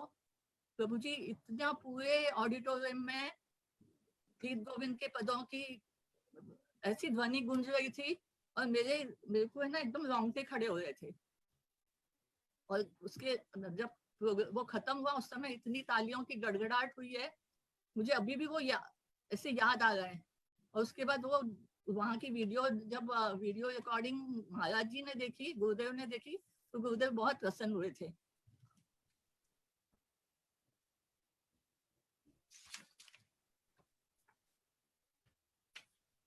भगवान ने तो कृपा करके मधु जी को हमारे घर में भेज दिया, लेकिन मेरे भाग्य का उदय नहीं हुआ था। इतने सालों तक गुरुदेव के संपर्क में 85 में आ गई, और मैं अभी तक उनका चरणाश्रय मैंने नहीं लिया था, क्योंकि मैं गृहस्थी के काम में, बच्चों को पढ़ाने में, उसी में ही लगी रहती थी। मैं इससे बाहर कभी निकल ही नहीं पाई। जो बस घर में एसोसिएशन की वजह से जो थोड़ा बहुत करती थी उतना ही, उसके अलावा कुछ भी नहीं कर पाई। फिर हमारे यहाँ गिरिराज जी आए, गुरुदेव ने कृपा करके मधु जी को गिरिराज जी दिए। गिरिराज जी के आने के बाद मैंने मतलब भोग लगाना, उनको प्रसाद बना के उनकी सेवा जब मिली तो थोड़ी बहुत मेरे को मेरी सुकृति बढ़ी। और उस समय मुझे फिर लगने लगा कि नहीं, अब मुझे भी चरणाश्रय गुरु जी हरि नाम ले लेना है। मैं बहुत डरती थी अपने, मतलब ऐसे जॉइंट फैमिली में हमारे को इतना रिस्ट्रिक्शंस भी थे। और पहले जब शादी होके आई थी ना प्रभु जी, तो मेरे को पति के जो गुरु थे ना, उनके एक बार उनके यहाँ पर गई थी, उनके इनके साथ गई थी, तो उन्होंने मुझे राम जी का मंत्र मुझे सुनाया था। लेकिन तब उस समय तो मुझे सब कुछ रिचुअल लगता था, जैसे शादी के बाद के जो रिचुअल्स होते हैं ना, वही मैं समझती थी। और मेरे को श्रद्धा भी नहीं थी गुरु ऐसे उसमें। तो मैंने वो कंटिन्यू कुछ 1-2 दिन किया था, उसके बाद मैंने कुछ भी नहीं किया। तो अब मुझे ना सबके सामने जाहिर करने में भी डर लगता था कि मुझे गुरु बनाने हैं। 98 में ना गुरुदेव बम्बई आए थे, और उस समय ये यहाँ नहीं थे, मेरे पति आउट ऑफ स्टेशन थे। तो मैंने मधु जी से कहा कि मुझे भी हरि नाम लेना है। तो बोली कि कल सुबह कैंप्स कॉर्नर चली जाना। मैं सुबह सुबह जल्दी से घर का काम किया और घर से निकल पड़ी। सपना दीदी को जाकर कहा कि मुझे हरि नाम लेना है। गुरुजी, जब गुरुजी से प्रार्थना की तो गुरुजी ने तुरंत हरि नाम और गोपाल मंत्र एक साथ में ही दे दिया। प्रभु जी, मेरी तो कोई योग्यता नहीं थी, लेकिन गुरुजी ने मधु जी की वजह से अपने आप मुझे हरि नाम देकर कृपा करके कृतार्थ कर दिया। फिर 1 साल बाद में पूरी सारे दीक्षा मंत्र भी दे दिए। और जिस दिन हरि नाम लिया ना मैंने, उसके अगले दिन हमारा यहाँ नया घर जिसमें काम चल रहा था, मैंने मधु जी से कहा कि गुरुदेव वहाँ के चरण पड़ जाए तो अच्छा है। तो अगले दिन गुरुदेव मधु के कहने पर वहाँ नए घर में, जबकि उसमें अस्त व्यस्त पड़ा था, तो भी गुरुदेव ने पदार्पण किया और मुझे धन्य किया। उसके बाद हम लोग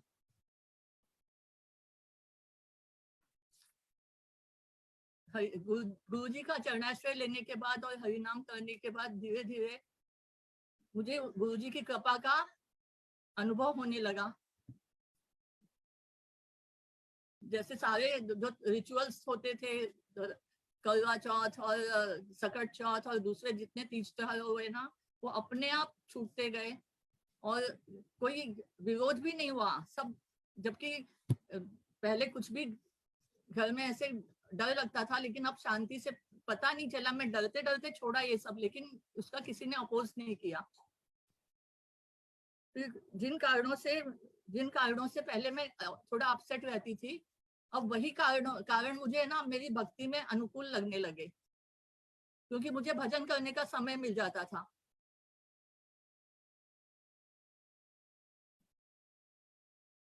गुरुजी से मैं बातें करने का है ना ऐसे थोड़ा संकोच करती थी। मेरा कुछ प्रश्न होता था तो मुझे पूछने में भी थोड़ा संकोच होता था। तो लेकिन मेरे प्रश्नों के उत्तर उनकी कथा के माध्यम से मिल जाते थे। तो एक दिन मधु जी ने गुरुजी को कहा कि इनको आपसे डर लगता है। तो गुरुजी बोले कि भजन करती है, जैव धर्म पढ़ना। फिर जब गुरुजी मुंबई आते थे तो सपना दीदी के घर वहाँ कैंप्स कॉर्नर पे ही ठहरते थे। लेकिन सुबह सुबह जब गुरुजी वॉक के लिए जाते थे तो सबके यहाँ 2-5 मिनट 5 मिनट सबके यहाँ जाकर सबके घरों को पवित्र करते थे। तो मैंने मधु जी को रात को कहा कि अपने यहाँ बुलाना है घर पर गुरुजी को। और सुबह सुबह 6:30-7 बजे तो मधु जी का फोन आ गया कि महाराज जी आपके यहाँ आ रहे हैं। मेरी तो कोई प्लानिंग ऐसी थी नहीं, ना स्वागत की कोई तैयारी थी। मुझे तो लगा कि 1-2 दिन का समय होगा तो मैं बीच में तैयारी कर लूंगी, लेकिन अचानक से फोन आया। मैं नर्वस भी हो रही थी और मुझे समझ में नहीं आ रहा था, तो भी मैं किचन में जाकर थोड़ी बहुत नाश्ते की तैयारी कर रही थी। इतने में तो गुरुजी आ गए। गुरुजी को प्रणाम किया, दंडवत प्रणाम किया, लेकिन मुझे ना आरती पूजा कुछ तो की नहीं। मैं वापस किचन में ही आ गई। प्रणाम करके अंदर बाहर बैठकर सब लोग कीर्तन कर रहे थे जो साथ में आए थे। भक्त लोग। और उसके बाद मैंने गुरुजी को फिर इतने में माधव महाराज जी, नवीन कृष्ण प्रभु जी, वो अंदर आए, बोले जो बनाया है लेकर आ जाओ बाहर। तो मैंने गुरुजी को जब गुरुजी ने प्रसाद पाया, बहुत प्रेम से पाया, लेकिन और फिर दोपहर को मैं थोड़ा ये हो रही थी, अपसेट हो रही थी कि मैं कुछ सेवा ठीक से कर नहीं पाई। तब सपना दीदी का फोन आया कि सुबह क्या बनाया था। तो मैं बोली कि भाभी मैं खाली सूजी के ढोकले के अलावा और कुछ नहीं बना सकी। तो बोली गुरुदेव ने उनसे जाकर कहा था कि उसने जो बनाया था वो जानती है। मैं धन्य हो गई प्रभु जी।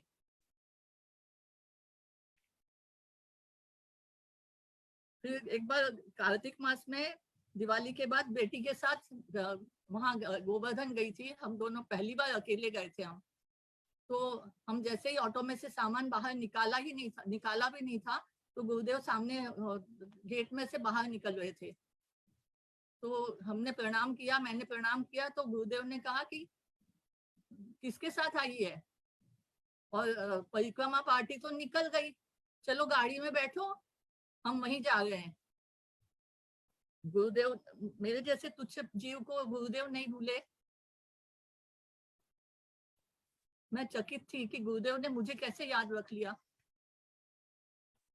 फिर 2004 में गुरुदेव की अध्यक्षता में हमारे परिवार की ओर से यहाँ प्रेमपुरी आश्रम में कथा का आयोजन किया गया था। उस समय बहुत गुरुदेव की कथाओं में इतना आनंद आया, उस समय इतना आनंद आया। और सब लोग जो भी उनकी कथा सुनता था, वो उस कथा उनके चित्त को, सबके चित्त को मुग्ध कर देती थी। और वो गोविंद दामोदर माधवेति, गोविंद दामोदर माधवेति, पूरा दिन यही कानों में गूंजता रहता था।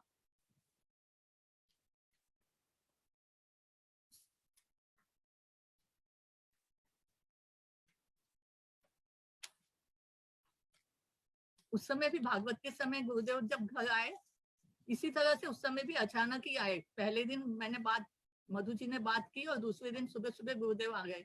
उस समय घर में भागवत कथा थी, इसलिए कुछ मेहमान भी थे। गुरुदेव आए तो दरवाजे पर ही बोले कि भानु अभी सो रहा है। मैं समझी नहीं, इतने में ये बाहर आ गए। फिर गुरुदेव को हमने प्रणाम किया। उस समय हमने गुरु पूजा की और हमने उस समय गुरुदेव के पाद प्रक्षालन करने का हमको सौभाग्य मिला। पहली बार मैंने गुरुदेव के पाद प्रक्षालन उस समय किए थे।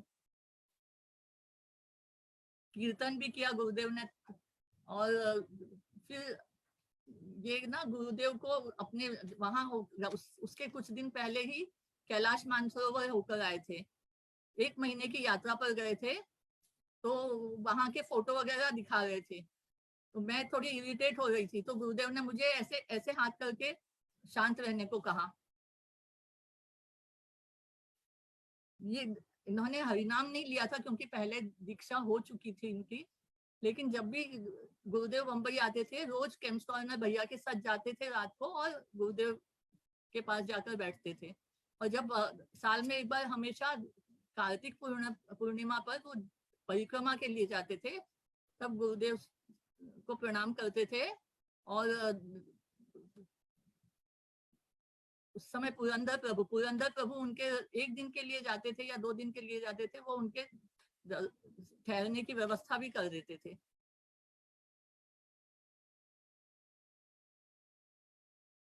फिर एक बार मैं और ये है ना वहां गए थे, सब मधु दीदी के यहाँ गए थे। जन्माष्टमी पे गिरिराज जी के दर्शन करने मधु दीदी के यहाँ गए थे। तो मधु दीदी ने इनको कहा कि भाभी को गोवर्धन भेज दो, विमला दीदी के यहाँ कथा है। वैसे मैं अगर कुछ बोलना चाहती थी तो बहुत 1-2 दिन टाइम निकाल के बोलती थी, इनका मूड देख के बात करती थी। लेकिन जैसे ही मधु जी ने कहा कि भाभी को भेज दो, इन्होंने तुरंत हाँ बोल दिया। और मैं उस समय ये लोग तो निकल गए थे 1-2 दिन के बाद, मधु दीदी, सपना दीदी, विमला भाभी। लेकिन मैं फिर इन लोगों की फैमिली के साथ में 4-5 दिन के बाद गई थी। प्रभु जी उस समय जो आनंद आया ना, बहुत, ऐसी कथा बॉम्बे में भी हुई, हमने सुनी, लेकिन वहां जैसे निश्चिंत होकर कथा सुनने को मिली। और फिर धाम में रहने को, सुबह सुबह मंगल आरती, परिक्रमा चले जाते थे।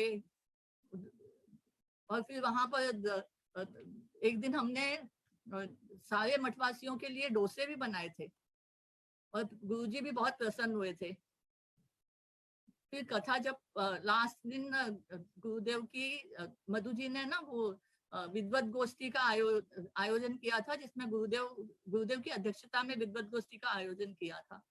उसमें कैवल्य प्रयोजनम ये टॉपिक था, मधु जी ने भी बोला था उस समय। और गुरुदेव ने जब अंत में बोला तो सब लोग एकदम पिन ड्रॉप साइलेंस था वहां। और पहली बार ऐसा गोष्ठी देखने को मिली। अगर मैं नहीं गई होती ना तो बहुत बड़ी, मतलब मैं वंचित हो जाती। फिर उसके अगले दिन हम लोगों ने गुरुदेव के साथ में, गुरुदेव ने मानसी गंगा पर ये मुखारविंद पर ना गिरिराज जी का अभिषेक किया। वो अभिषेक इतना सौभाग्य था कि हमको गुरुदेव के साथ में जाकर गिरिराज जी का अभिषेक करने का सौभाग्य प्राप्त हुआ।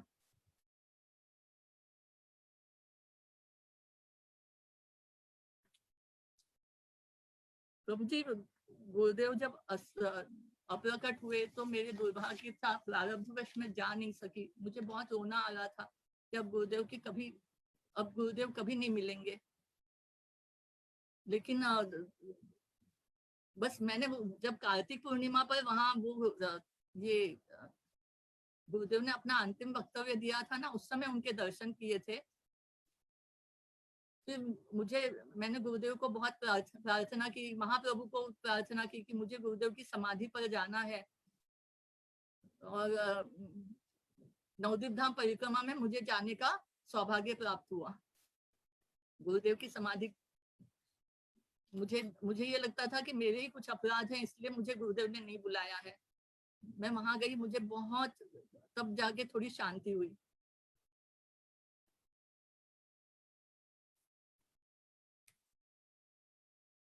गुरुदेव की महानता की वैल्यू ना, हम लोगों को हमको गुरुदेव इतनी सहजता से मिल गए, घर बैठे गुरुदेव मिल गए हमको। जब आज सुनते हैं ना, सब जितने डिवोटीज हैं अपनी अपनी स्मृतियों में सुनाते हैं कि इतने स्ट्रगल करके उनको गुरुदेव मिले, इतने विदेशी लोग खासकर, उन लोगों ने तो सब कुछ अपना छोड़ दिया, अपना लाइफस्टाइल, अपना कल्चर, सब कुछ छोड़ के, और कैसे गुरुदेव के पीछे पीछे भागते रहे हैं।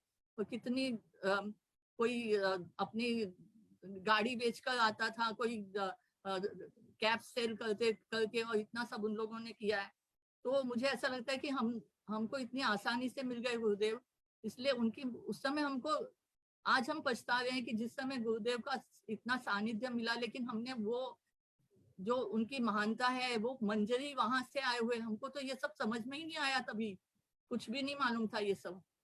अब लगता है कि हमने गुरुदेव को समझा ही नहीं था। और उस समय जब मैं विदेशी लड़कियों को है ना गुरुदेव की भजन कुटीर के आगे ऐसे रोते हुए देखती थी, तो मुझे समझ में नहीं आता था कि ये लोग क्यों रो रहे हैं।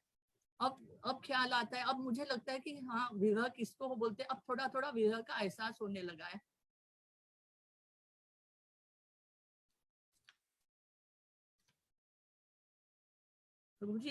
मुझे कथा सुनने में, मैं यहाँ मंदिर घर के पास में ही है, गोपीनाथ मंदिर, तो वहाँ कभी कभी चली जाती थी, वहाँ गार्लैंड सेवा में जाती थी, तो भागवतम क्लास भी अटेंड कर लेती थी। एक दिन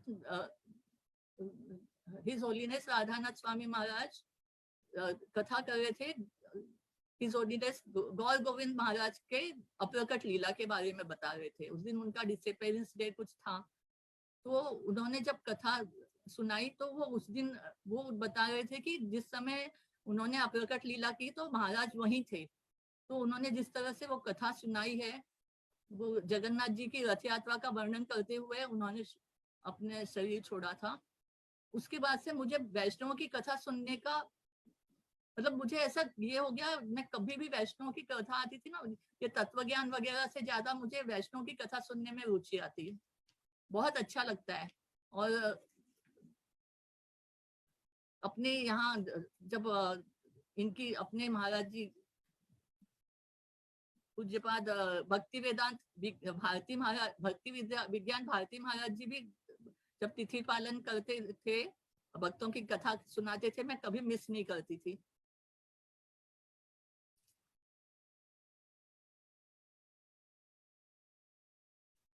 पहले गुरुजी की कथा मतलब कुछ ये था ही नहीं, गुरुजी की कथा का कोई सोर्स ही नहीं था, कहीं सुनने को नहीं मिलती थी, मेरे पास कोई सीडी वगैरह कुछ भी नहीं था।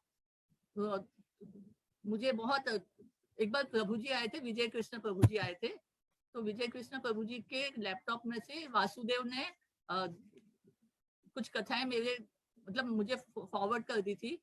वो सुनने को शुरू किया तो कुछ समझ में ही नहीं आता था, क्योंकि उसमें इतना साउंड क्वालिटी नहीं थी, ऑडिबल नहीं था, कुछ नहीं था, तो कुछ समझ में नहीं आया। फिर मुझे बताया उसने कि आप उसकी कथाओं का जो ये आता है ना ट्रांसक्रिप्शन, वो पढ़ा करो। उसने मुझे कुछ साइट बताई थी, तो मैंने कथा पढ़ना शुरू किया। प्रभु जी मुझे बहुत अच्छा लगता था वो कथाएं पढ़कर। और मैंने यहाँ इस्कॉन में जब वो शुरू किया था काउंसलिंग मीटिंग, तो वहाँ प्रभुपाद का डिसअपियरेंस डे था ना, तो सब लोग प्रभुपाद के बारे में कुछ ना कुछ बोल रहे थे, प्रभुपाद लीलामृत में से सब सुना रहे थे पढ़ कर। तो उस समय मुझे तो प्रभुपाद के बारे में कुछ पता ही नहीं था, स्वामी महाराज जी के बारे में। फिर जब मैं ये पढ़ रही थी ना, तो मुझे गुरुदेव के लेक्चर का जो ट्रांसक्रिप्शन था ना, वो पढ़ने को मिला, relation between our Gurudev and ये प्रभुपाद।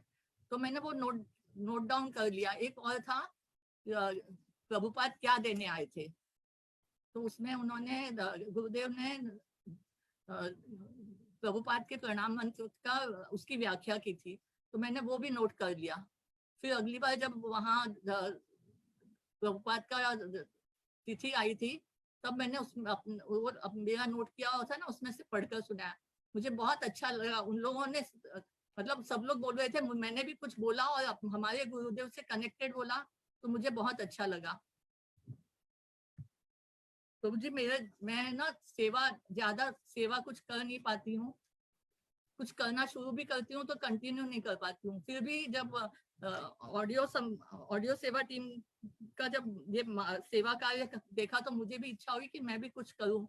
तो मैंने वहां जब नवदीप धाम गई थी, तो लवंग मंजरी दीदी से कहा कि I will try, I want to do some सेवा एंड आई विल ट्राई। तो उन्होंने मुझे फिर कुछ वो भेजे थे, फाइल्स भेजी थी, और 8-9 कथाओं का मैंने काम किया, लेकिन फिर वही कुछ न कुछ विघ्न आ जाता था और मैं पूरी नहीं कर पाती थी। लेकिन जब ये रूप गोस्वामी पाद की तिथि आई थी, जब ऑडियो टीम ने भेजना शुरू किया ना गुरुदेव के रोज एक लेक्चर, तब शुरू में मैंने वही लेक्चर जब सुने तो मुझे इतनी खुशी हुई, मेरी सेवा सार्थक हो गई। मुझे लगा कि मैंने कितना बड़ा काम किया है। तो मुझे बहुत मन करता है कि मैं भी कुछ सेवा करूं, मैं भी सब लोग, क्योंकि गुरुदेव अपने भक्तों से मतलब वो उन्हीं भक्तों पर कृपा करते थे जिसके अंदर कुछ योग्यता देखते थे, तो उसको गुरुदेव बहुत प्रसन्न होते थे। मैं तो किसी योग्य नहीं हूँ, तो मैं आप लोगों से, सभी वैष्णव से प्रार्थना करती हूँ कि मेरी छोटी चेष्टा से गुरुदेव प्रसन्न हो, ऐसा मेरे लिए प्रे करें।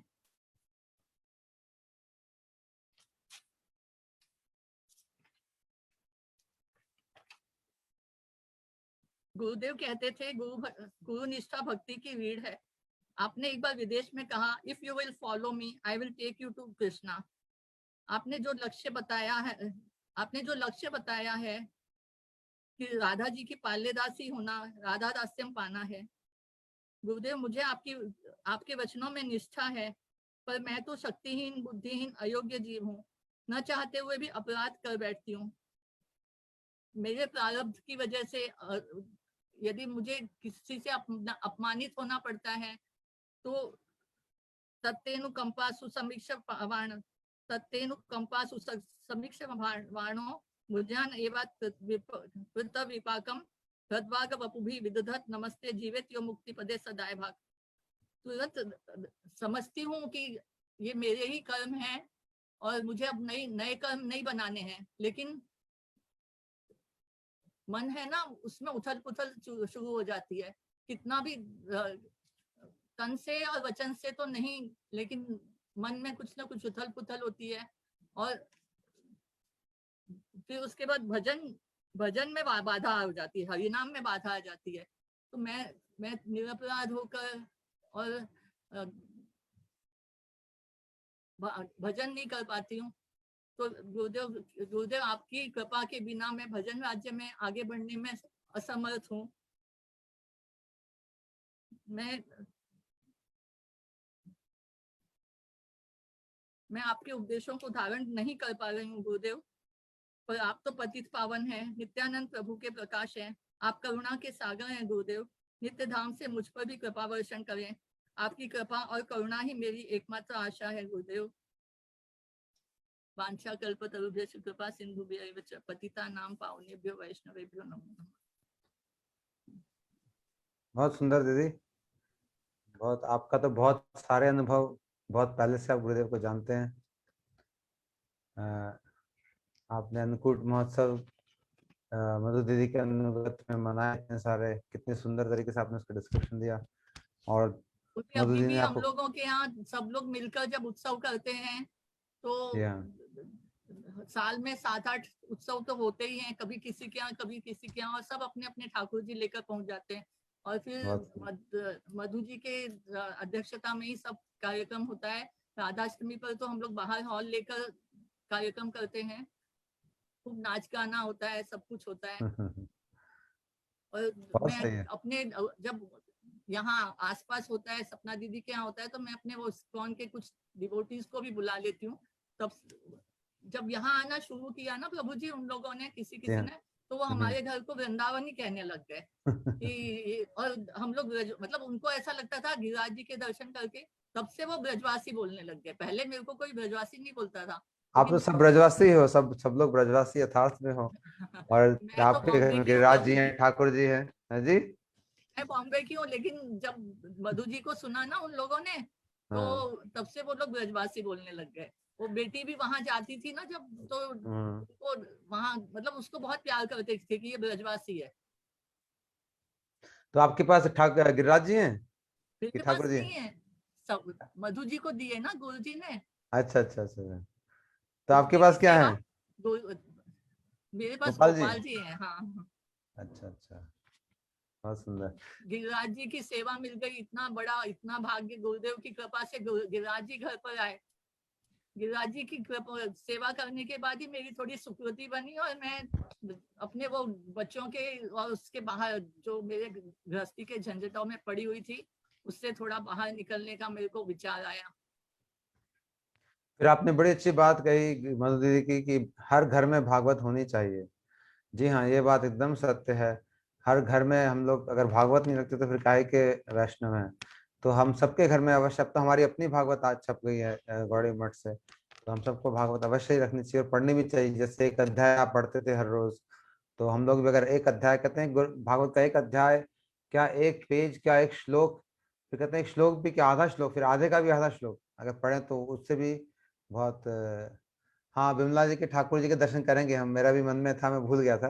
मैं अभी उनको बोलूंगा थोड़ा सा इनके बारे में बोल दूं, फिर हम लोग करेंगे राधा रमन जी के दर्शन करेंगे। और फिर आप जब महाराज से मिले तो गुरुजी ने आपको कहा अब हमसे मिलने आया करना। ये सेंटेंस में बहुत ही प्यारा है। तो कितना रिलेशनशिप पता चलता है, गुरुदेव का पर्सनल रिलेशनशिप, कि हाँ मुझसे मिलने आया करना। गुरुजी ऐसे ही बोलते थे मुझे। मैंने भी एक बार चिट्ठी लिखी थी महाराज जी को, तो उन्होंने लास्ट में ये लिखा था कि तुम मुझे मिलने मथुरा आ सकते हो, आया करो। तो जब ऐसे गुरुदेव इनवाइट करते थे बड़ा अच्छा लगता था। फिर आपने गुरुदेव के लिए प्रसाद बनाया। बहुत ही सौभाग्य की बात है कि ऐसे महान वैष्णव को हमने अपने हाथों से बना के कुछ खिलाया, और तो बहुत ही सौभाग्य की बात है। गीत गोविंद नाटिका के बारे में, नृत्य नाटिका के बारे में आपने बोला, मधुदीन जो किया, मैं सोच सकता हूँ कितना इंटरेस्टिंग रहा होगा वो, क्योंकि गोविंद एक इतना मीठा ग्रंथ है, इतना रसिक ग्रंथ है, हमारे जयदेव गोस्वामी द्वारा लिखा गया। तो उसकी नाटिका भी कितनी स्वीट होगी, मैं सोच सकता हूँ। और फिर 1998 में आपको हरिनाम मिला, उसके बारे में आपने बताया कैंप्स कॉर्नर में। 1998 में मैं भी मुंबई में था और मुझे याद है कि मैं आपके वहाँ पे आया था कैंप्स कॉर्नर में उसमें तो आपको पर्सनली जानता नहीं था, और गुरुदेव के साथ में उनसे दर्शन करने पे आया था जब कैंप्स कॉर्नर। तो मेरा भी सौभाग्य था उसमें। फिर गुरुदेव ने आपको कहा जैव धर्म पढ़ना। जी हाँ, गुरुदेव हर एक व्यक्ति को, सभी लोगों को कहते थे जैव धर्म पढ़ना। जब तक हम जैव धर्म नहीं पढ़ेंगे, हमें अपने गौड़ीय वैष्णविज्म के बारे में ठीक से पता नहीं चल सकता, क्योंकि उसमें सब डिटेल में A to Z दे रखा है, एकदम बेसिक से श्रद्धा स्टार्ट करके रस विचार तक सारा कुछ उसके अंदर है। तो इसको हमें बारंबार पढ़ना चाहिए और समझना चाहिए।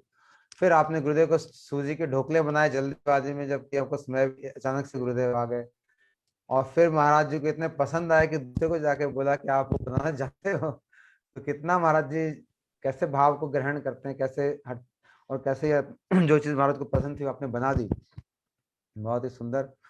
और फिर 2004 की आपने बात की, गोविंद दामोदर माधवेति, किस तरह से महाराज जी वो गाते थे। अक्सर ही महाराज जी इस कीर्तन को किया करते थे, ब्रजधाम में भी, गोपीनाथ भवन में भी, कथा कृष्ण की लीलाओं का वर्णन करते हुए गोपियां दही बिलो रही हैं, फिर क्या गा रहे हैं, बस गोविंद दामोदर माधवेति। गोपियां बच्चों को सुला रही हैं, क्या गा रही हैं, गोविंद दामोदर माधवेति। और सब लोग हम ऐसे डूब जाते थे कथाओं में और गाते गाते गोविंद दामोदर। बहुत ही अच्छा लगता था ये कीर्तन। और आज भी महाराज जी का जो बॉक्स है, क्या बोलते हैं इसको, जो इसमें महाराज जी का हरिनाम महाराज जी कर रहे हैं और 8-10 कीर्तन है, उसमें गोविंद दामोदर माधवेति भी है, बहुत सुंदर। तो ये बॉक्स हम सबको लेना चाहिए, बड़ा अच्छा है। मेरे को कराना नहीं किया था ये बॉक्स, हमारे शशांक प्रभु जी ने। सबके घर में है। हाँ हाँ, तो उसमें ये गोविंद दामोदर माधवेति बहुत सुंदर ये कीर्तन हम रेगुलर सारा दिन भी चला के रख सकते हैं, उसका हमारा मन नहीं भरता। और फिर आपको गुरुदेव के पाद प्रक्षालन करने का भी मौका मिला, ये मौका बहुत कम लोगों को मिला है, तो ये आपका सौभाग्य है। फिर आप सबने मिलकर गुरुदेव वहाँ पे मठ में डोसा सेवा करी, अनेक सेवाएं आपने करी, मैं देख रहा हूँ तरह तरह की सेवाएं आपने, आपको मौका मिला, सबको ऐसा मौका नहीं मिलता। फिर विद्वत गोष्ठी के बारे में आपने बताया कैसे मधु जी ने ऑर्गेनाइज करी और गुरुदेव कितने प्रसन्न हुए। फिर आपने कहा घर बैठे गुरुदेव मिल गए, जिनके संस्कार ऐसे होते हैं उनको घर बैठे ही गुरुदेव मिल जाते हैं, क्योंकि आपने गुरुदेव के लिए जो तड़प है शायद पूर्व जन्म में पूरी कर ली, तभी इस बार घर बैठे मिल गए। नहीं तो लोगों के बहुत तड़प होती है, बहुत भागना पड़ता है, बहुत ढूंढना पड़ता है, बहुत कष्ट होते हैं, तब जाके गुरुदेव कहीं मिलते हैं। लेकिन अगर घर बैठे मिल जाए तो मैं समझता हूँ वो दौड़ भाग आपने शायद पूर्व जन्म में पूरी कर ली है। और फिर आपने कहा विरह का एहसास होने लगा। जी हाँ, ये विरह का एहसास ही हमारा मूल भजन है। जब तक विरह का एहसास नहीं होगा अपने, स्पेशली अपने गुरुदेव से, तब तक भजन शुरू नहीं हुआ। फिर विरह का एहसास जब गुरु से होगा तो वही विरह का एहसास हमें ठाकुर जी से भी होगा, राधा रानी से भी होगा, सखाओं से भी होगा, गोपियों से भी होगा। तो ये विरह से ही भजन होता है, जब तक विरह नहीं होगा तो भजन में प्रवेश नहीं, क्योंकि विरह ही वो खिंचाव पैदा करता है। वो आंतरिक विरह में आंतरिक मिलन होता है, आपके भावों में मिलन होता है, तो वहां से सब चीज शुरू होती है। फिर आपने बहुत सुंदर बात कही जो मुझे बहुत अच्छी लगी कि वैष्णव की कथा में मुझे ज्यादा रुचि है।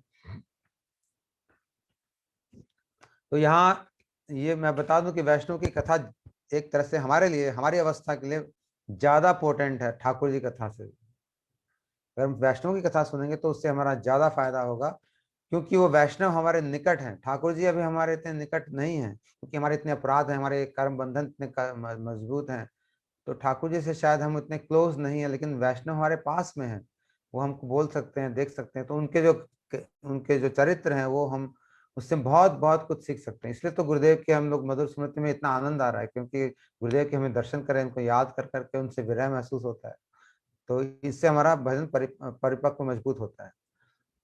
फिर आपने बड़े किस तरह से प्रभुपाद जी के बारे में बताया।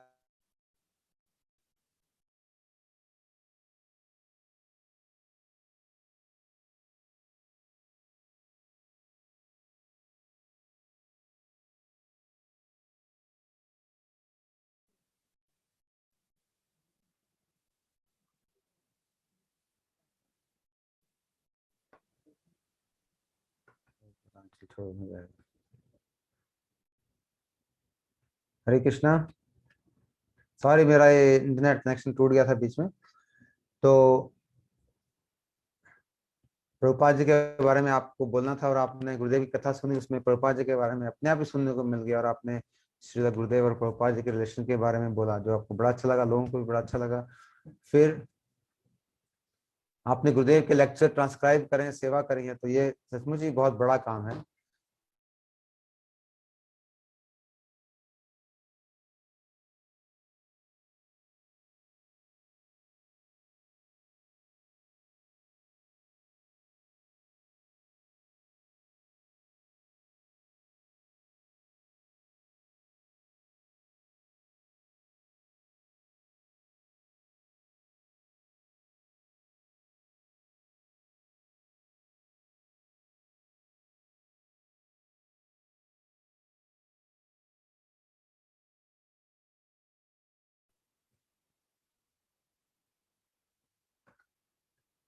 हरे कृष्णा, माफ कीजिएगा, मेरा ये कनेक्शन बार बार कट रहा है। मैं जयपुर में हूँ, शायद यहाँ पे इतना कनेक्शन ठीक नहीं है। लास्ट में आपने बहुत अच्छी बात बोली जो हम सब के लिए बहुत ही शिक्षाप्रद है। गुरुदेव कह रहे हैं, if you will follow me I will take you to Krishna. सीधी सी बात है, एक सेंटेंस में सारी कहानी आ गई है। अगर हम गुरुदेव को फॉलो करेंगे तो कृष्ण तक अवश्य अवश्य अवश्य ही पहुंचेंगे और कहीं नहीं पहुंच सकते। तो अगर हमें कृष्ण तक पहुंचना है, राधा रानी तक पहुंचना है, तो गुरुदेव को एज इट इज फॉलो हमें करना चाहिए। जो उन्होंने किताबों में लिखा है उसको फॉलो करना चाहिए, जो उन्होंने हमको बोल के आदेश दिए हैं उनको फॉलो करना चाहिए, जो हमें उन्होंने कभी भी चिट्ठी में कुछ लिखा है उसको हमें फॉलो करना चाहिए। जो भी उनके इंस्ट्रक्शन हमारे पास आए हैं, कभी भी जो कुछ हमें याद है उसको एकदम एज इट इज फॉलो करेंगे तो वो गुरुदेव गारंटी दे रहे हैं कि I will take you to Krishna, क्योंकि वो तो कृष्ण के पास ही हैं। और अगर हम फॉलो नहीं करेंगे तो फिर ये हमारी जिम्मेवारी, फिर भी वो ले जाएंगे हम, ऐसी बात नहीं है। फिर भी वो हमें येन के प्रकार मार के, पीट के, खींच के, चोटी पकड़ के, धक्का दे के किसी ना किसी तरह से अवश्य।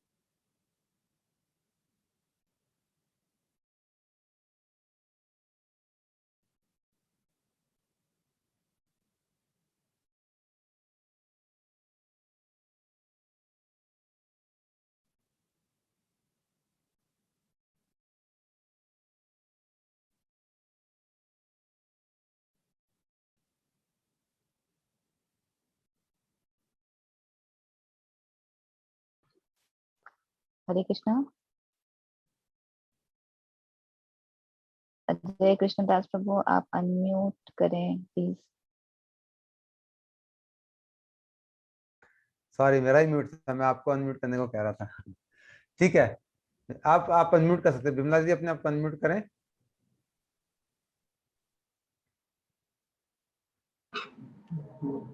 हाँ, अब आप हरे दर्शन कराएं कृष्णा। राधा रमन जी की। हरे कृष्णा जी। हाँ, करवाते फिर।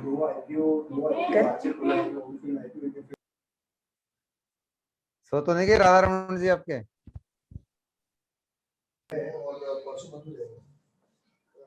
ठीक है, वो फोन कर।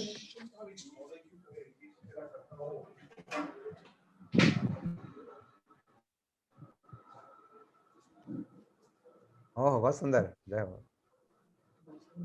बहुत सुंदर मंदिर आपका है, और राधा रमन जी की जय।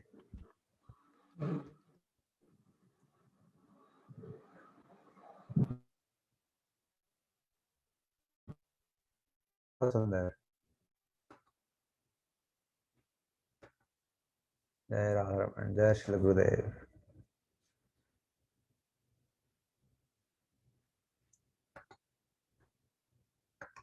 बहुत सुंदर जी, धन्यवाद।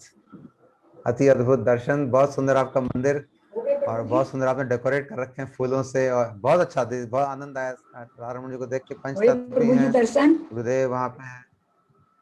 हाँ दीदी बहुत धन्यवाद, बहुत अच्छा लगा, थैंक यू। बहुत सुंदर दर्शन है, बहुत सुंदर राधा रमन जी, धन्यवाद दीदी। धन्यवाद। तो शैला दीदी आप भी दर्शन कराना चाहेंगे अपने गोपाल जी के?